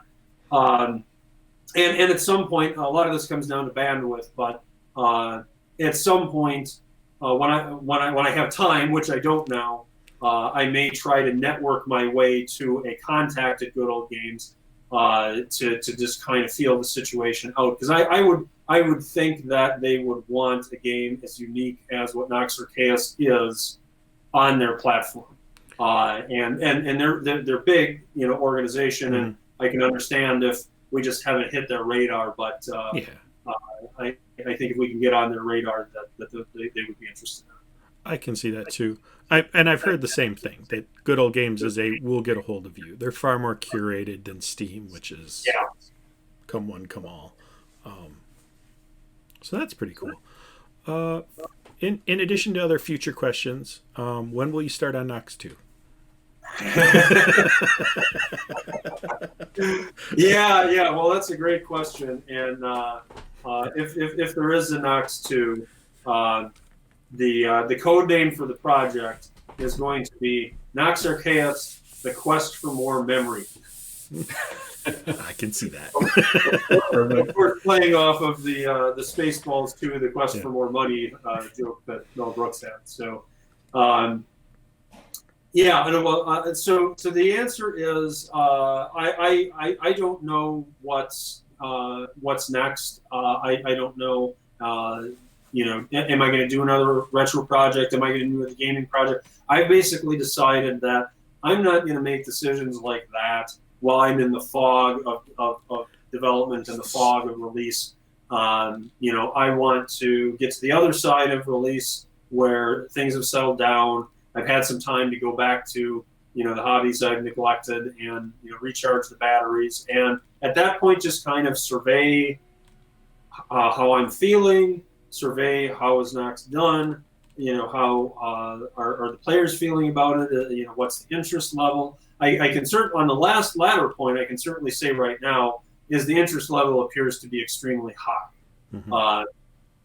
The way you asked that question, case in point, and others saying similar things. When is Nox 2 going to be? If you do a Nox 2, I'll be back. And a lot of comments like that. So I'm optimistic that the interest is definitely there. So well, and if not that, I think this is just. I can't think of the last time I've seen a game like this. I mean, maybe 1988, 1989. One of the things you talked about was 6502 Studios. This was back in our first conversation. Was meant to help people learn the 6502. Are you going to go back and do more with that again? Maybe inspire some other Ultima clones? Yeah, possibly. I mean, there's some information that's out there right now on the 6502 Workshop site Not a lot, but some, and that's certainly going to stay there. And as far as adding more to it goes, yeah, that's a possibility. Um, and at some point, I'll probably release the source code to the Nox engine. That's not going to be anytime soon. Right. But when it's to a point where I've sort of run my course with it, there's no reason that I want to keep it bottled up. Mm-hmm. Let somebody else do something with it. Prior to that point, any kind of decision on my part that I was sure enough I was done with it, that I was going to release the source code, I am definitely still interested in helping others in 6502 game development, and I may do some more posts on the 6502workshop.com site along that, and really I think part of the dynamic there depends on interest level too. I have not run into yet anybody that has the kind of interest level that that I did, that has contacted me, that's like, I really want to do a game like this. How do I do this? Where do I start? I'm happy to field those kinds of questions and potentially help somebody a lot, because I pay it forward. There's certainly been plenty of people that have helped me, but that's so far it's kind of just maybe a rare bird. Mm-hmm. And maybe not, entirely based on interest, but also on time. Somebody that has the interest and the time to really go out there and try to learn the stuff. But I can definitely say that if I see the more interest I see in people contacting me, asking me questions, the more time I'm likely to invest in putting information out there, which I don't know if that's a chicken and egg situation or not, but I think that's probably the reality of it. Well, and so that was going to be sort of my follow-up to that then. Let's say someone wants to dip their toe in and see if test their interest out a little bit. What would you say is the first thing they should do to find out? Where should they start? Sure.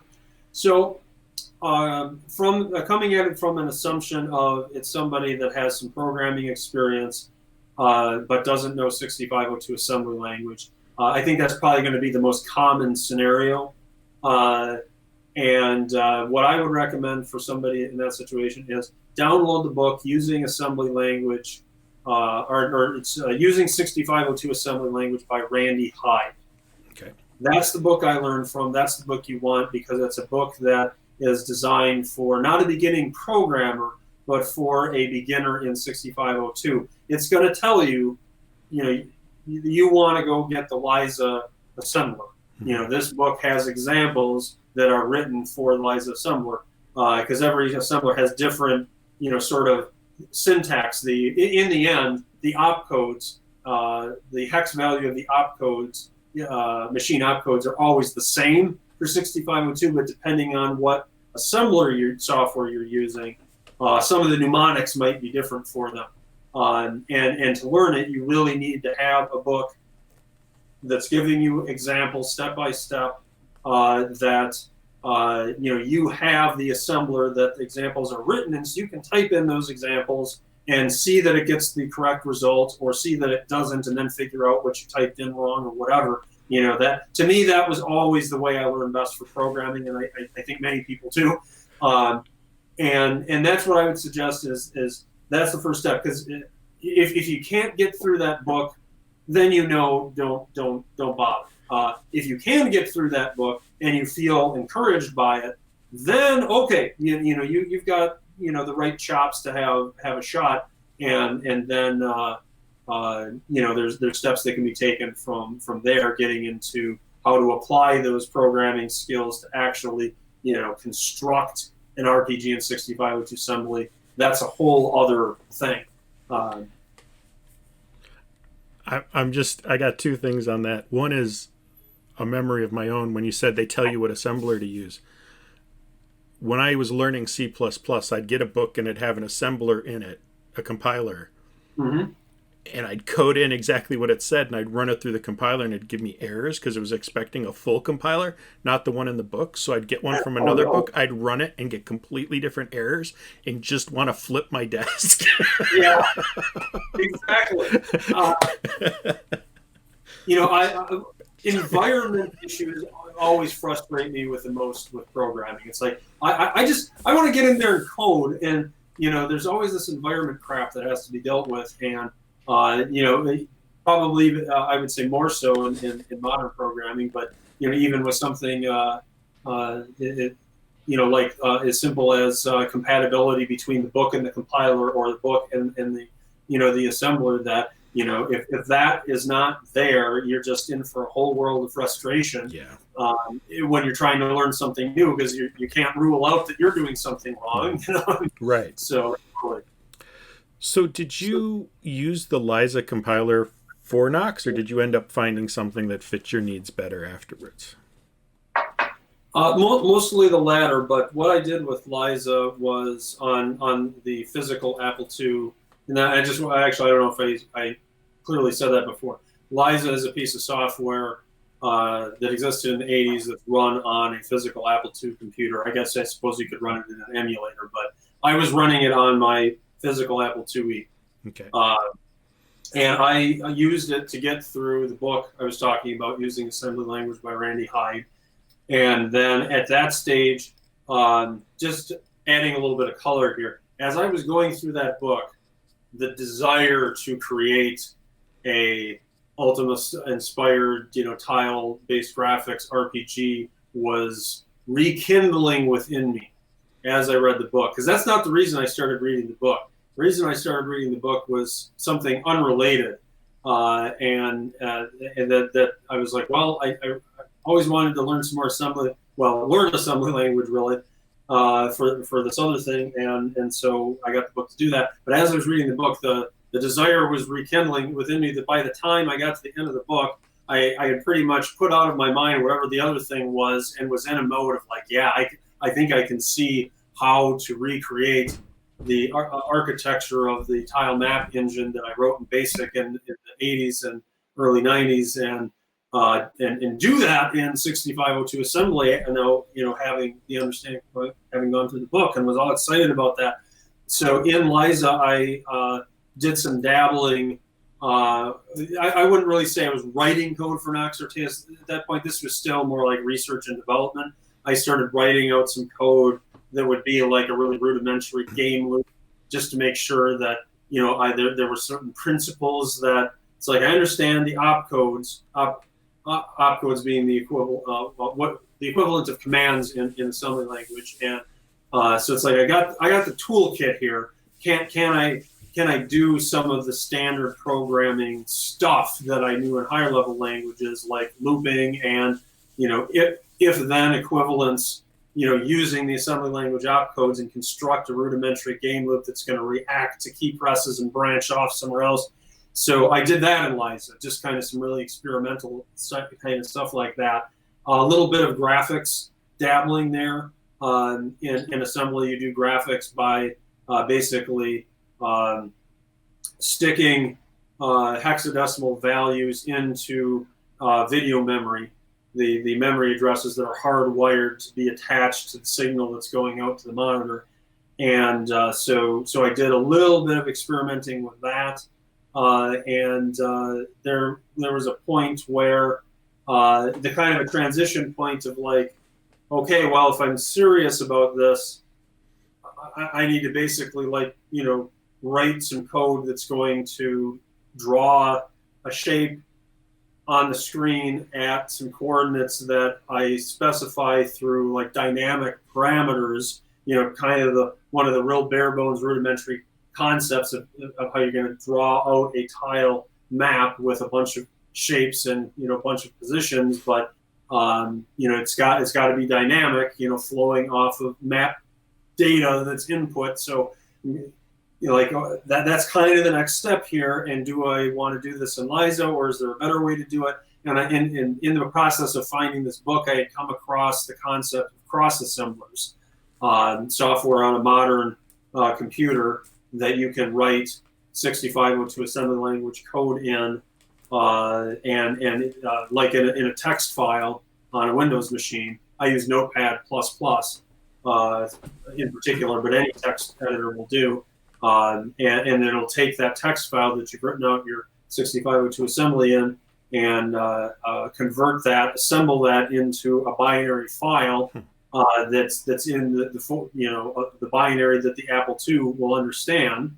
And then you can take those binary files and transfer them over a really long serial cable plugged into the printer port of the Apple II, and you pull off of the printer the stream of data on the printer port. You could pull that off and then get it onto a floppy disk and actually then run it on your Apple II. I had kind of grazed against that process as I was finding the book, and so before I started doing something serious on Liza as far as the next step, I thought, well, I really need to look into cross assemblers because I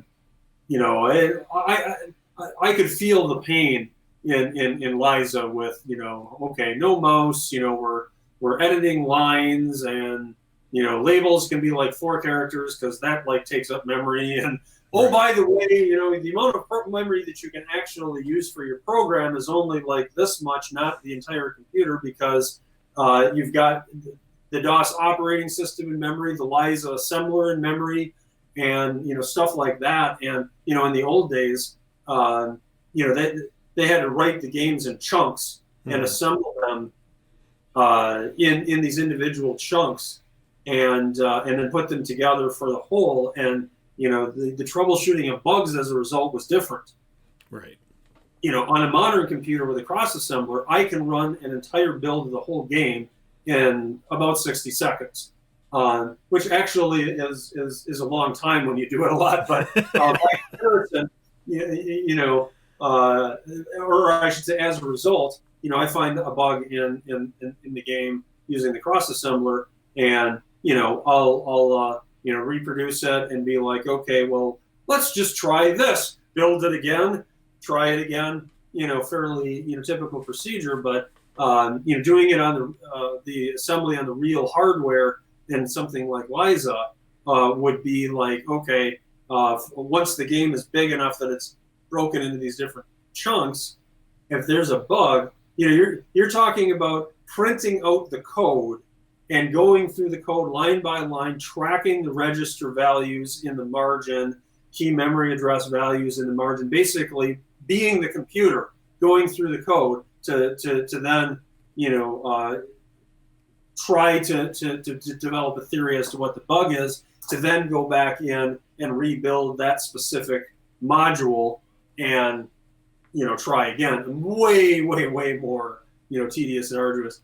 And I was getting enough of a sense of that from what I did with Liza, going through the book and the some of the early experimentation. I was getting enough of a sense of that I was like, I can't imagine making a decent-sized game like that, and so I looked into cross assemblers, and the first one I tried didn't work out as well as I'd like, so ended up with the second one. It's called SBASM, is the one I ended up using, and it ended up working out really well.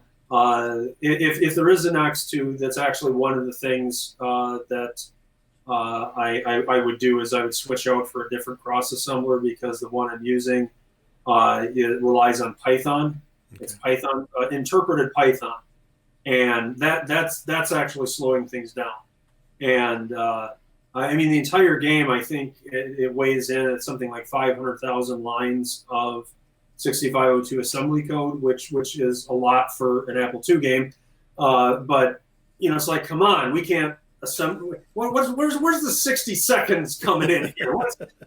I've got like a 2 gigahertz quad. What's going on? Well, it comes down to the interpreted Python, and there's other cross assemblers that are not written in interpreted languages that would just do that way faster. And SBASM, great cross assembler.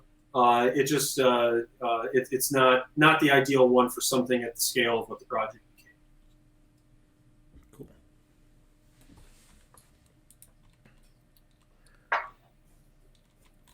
I think my only other questions then are about, like, about the feelies. Like, how hard was that? Do you want to say anything about getting that together? Because that's, again, with digital distribution, Sure. There's not just a pipeline in the place. Well, I'll take the opportunity to show them, and then we'll talk feelies. So this is the game box. Oops. Yep. So it's like if I move it up, it goes down. Yeah.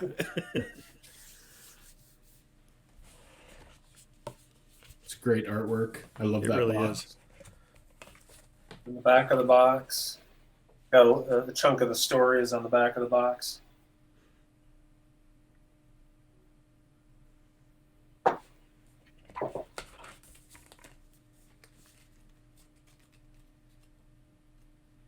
Okay, so then inside the box, take the cover off and look something like this. This is a sealed writ from the Queen, granting you as the player the authority to bear arms and travel freely throughout her realm. And this is a wax seal that is stamped with her insignia, and you can break the wax seal and open up the paper, and it's got a really nice font written out for the actual writ. I'm not going to break it right now, but that's some people are doing that. Some are leaving it as is. We hope people break the seal and open it up, and actually open up the box. They come shrink wrapped, and some people are saying, oh, they don't even want to open it. We're like, no, please open it. It was meant to be opened. So. My whole family spent a lot of time figuring out how do we open the seal without breaking it, because we didn't want to damage the seal, so we managed to keep it intact. Hold on. Post tips on that. Yep. So then we got the cloth map. To zoom out, zoom in here. It's a good sized cloth map too. It's That's a really good nice. map. Nope.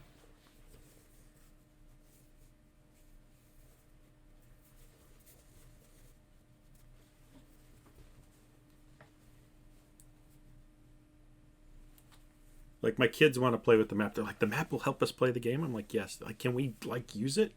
We will look for something online. Your little Cheeto fingers will just You're dirty, no.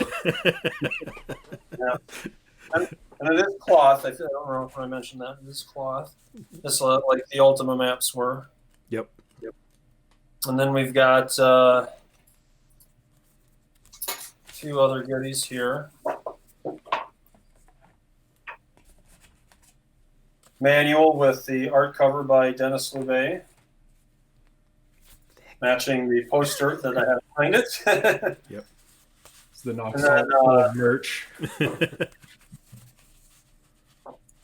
There's artwork inside, tips about how you avoid jesters, many things. What is the best way to avoid jesters? I believe it says something like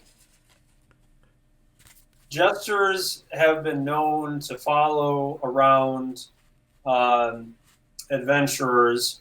They think it's real funny, and some adventurers have been known to be annoyed to death. And the way to avoid jesters is to say the most boring word in existence, because jesters, they hate boredom. So you say the most boring word, and then they're done. They want nothing to do with you after that. And I'm presuming you won't tell us what it is. What's that? I said I'm presuming you won't tell us what it is. No, I am not going to say I mean, you couldn't really get very far in life if I just, went and told everybody what it is, right? What it is, yes. We won't say what it is. So the back of the manual is a quick reference card. Very nice. Always a welcome addition to any old school game is the reference card. Especially on the manual. Right, so you don't lose it. Keep track of two different, documents, basically. So we've got the coin of the realm, Super cool.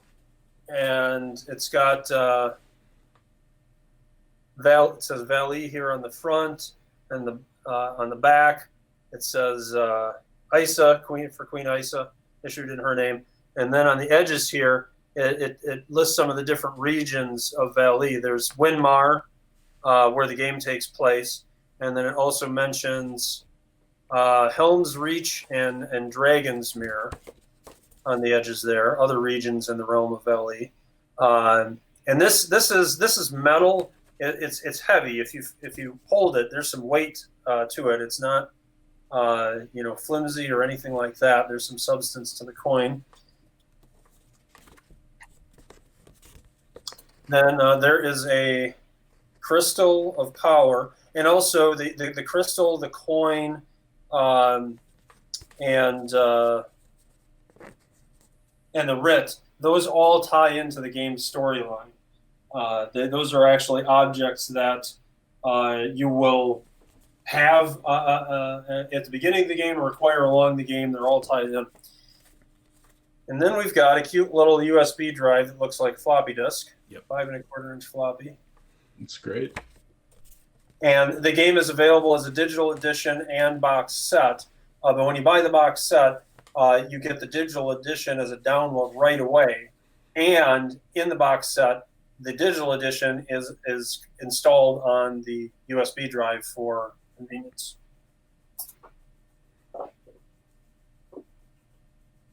Now, do you remember in the first interview that I held up a prototype manual that had like a ridiculous table of contents and something about managing cranky merchants and avoiding jesters and things want to kill you and some other nonsense? That was I still have that prototype manual somewhere, and I think it had like probably 10 different nonsensical things on it. And for the actual manual, I really wanted to pull in a little bit of that flavor, and certainly I couldn't have all of them, but I managed to get my teammate who was doing the bulk of the writing on the manual to include 2 in the final manual: avoiding jesters or jesters and how to avoid them, as well as managing cranky merchants. Did make it in. Fantastic. Yeah, I love the tone of the lighthearted kind of stuff in Nox. It's really fun. Yeah, it's a big reason why I described the game as being inspired by games like Ultima and Bard's Tale. I mean, it certainly is not a 3D, sort of a thing like Bard's Tale, but there was a humor component to Bard's Tale that was very different than Ultima, that is very much in line with my sense of humor. And I wanted a game that reflected that. So yeah, like when I play like the Ultima games and I see these like homages to other characters, they always felt out of place. But the way you did it, it's funny, but they feel ingrained, and it's a nice touch. Thank you.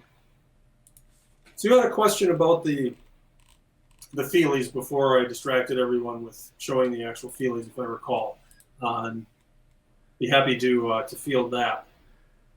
Well, yeah. What was that process like to acquire and have those made?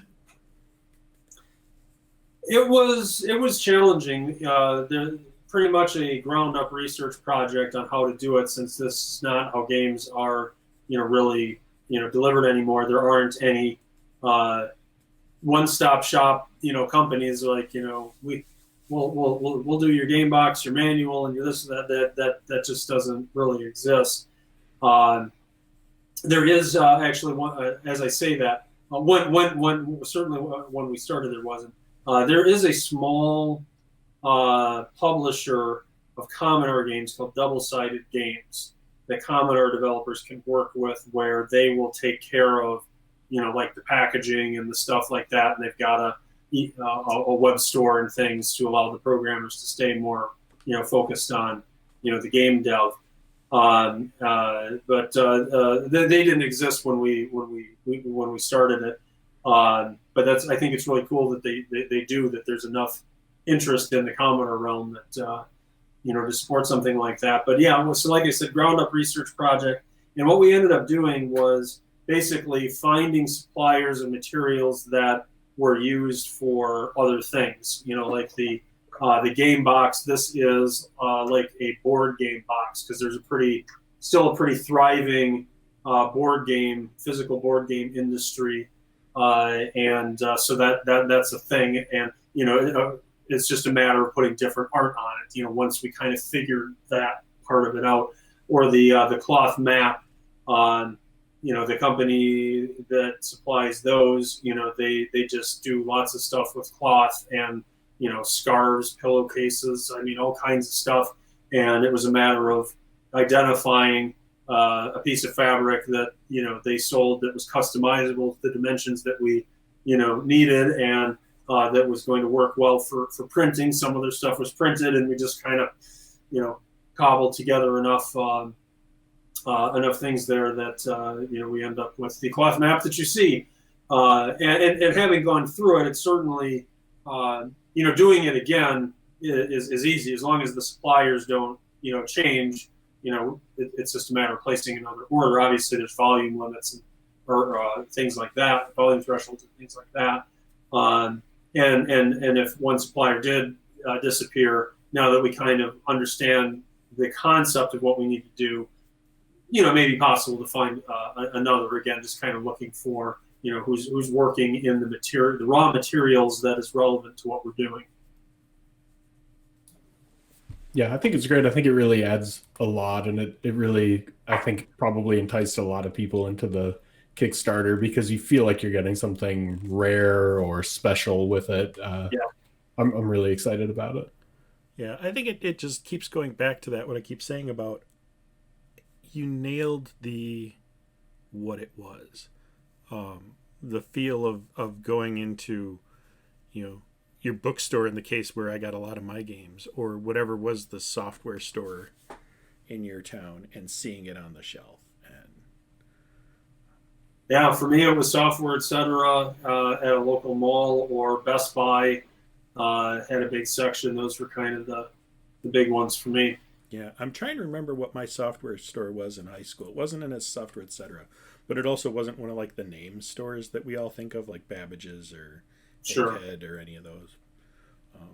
I remember doing some mail order too. Like when I bought Ultima 5, that was like some magazine, where it was like send a check to and delivered by the slowest UPS service that I could possibly imagine. Right. I mean, it's not like today. It was like, this took like 4 weeks or something, and I'm just dying the entire time.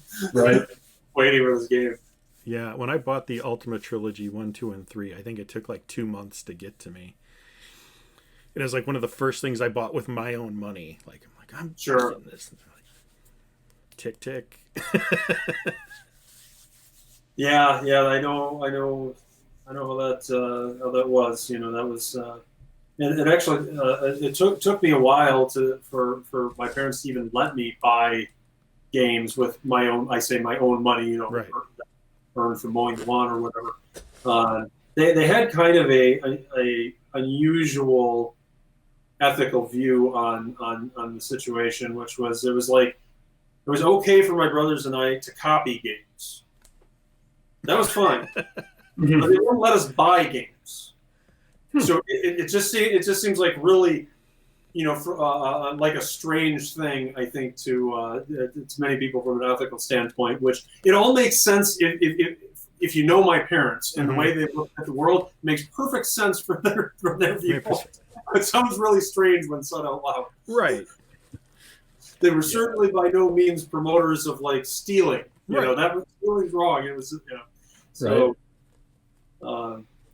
But I know a lot of parents then, games had no value anyway.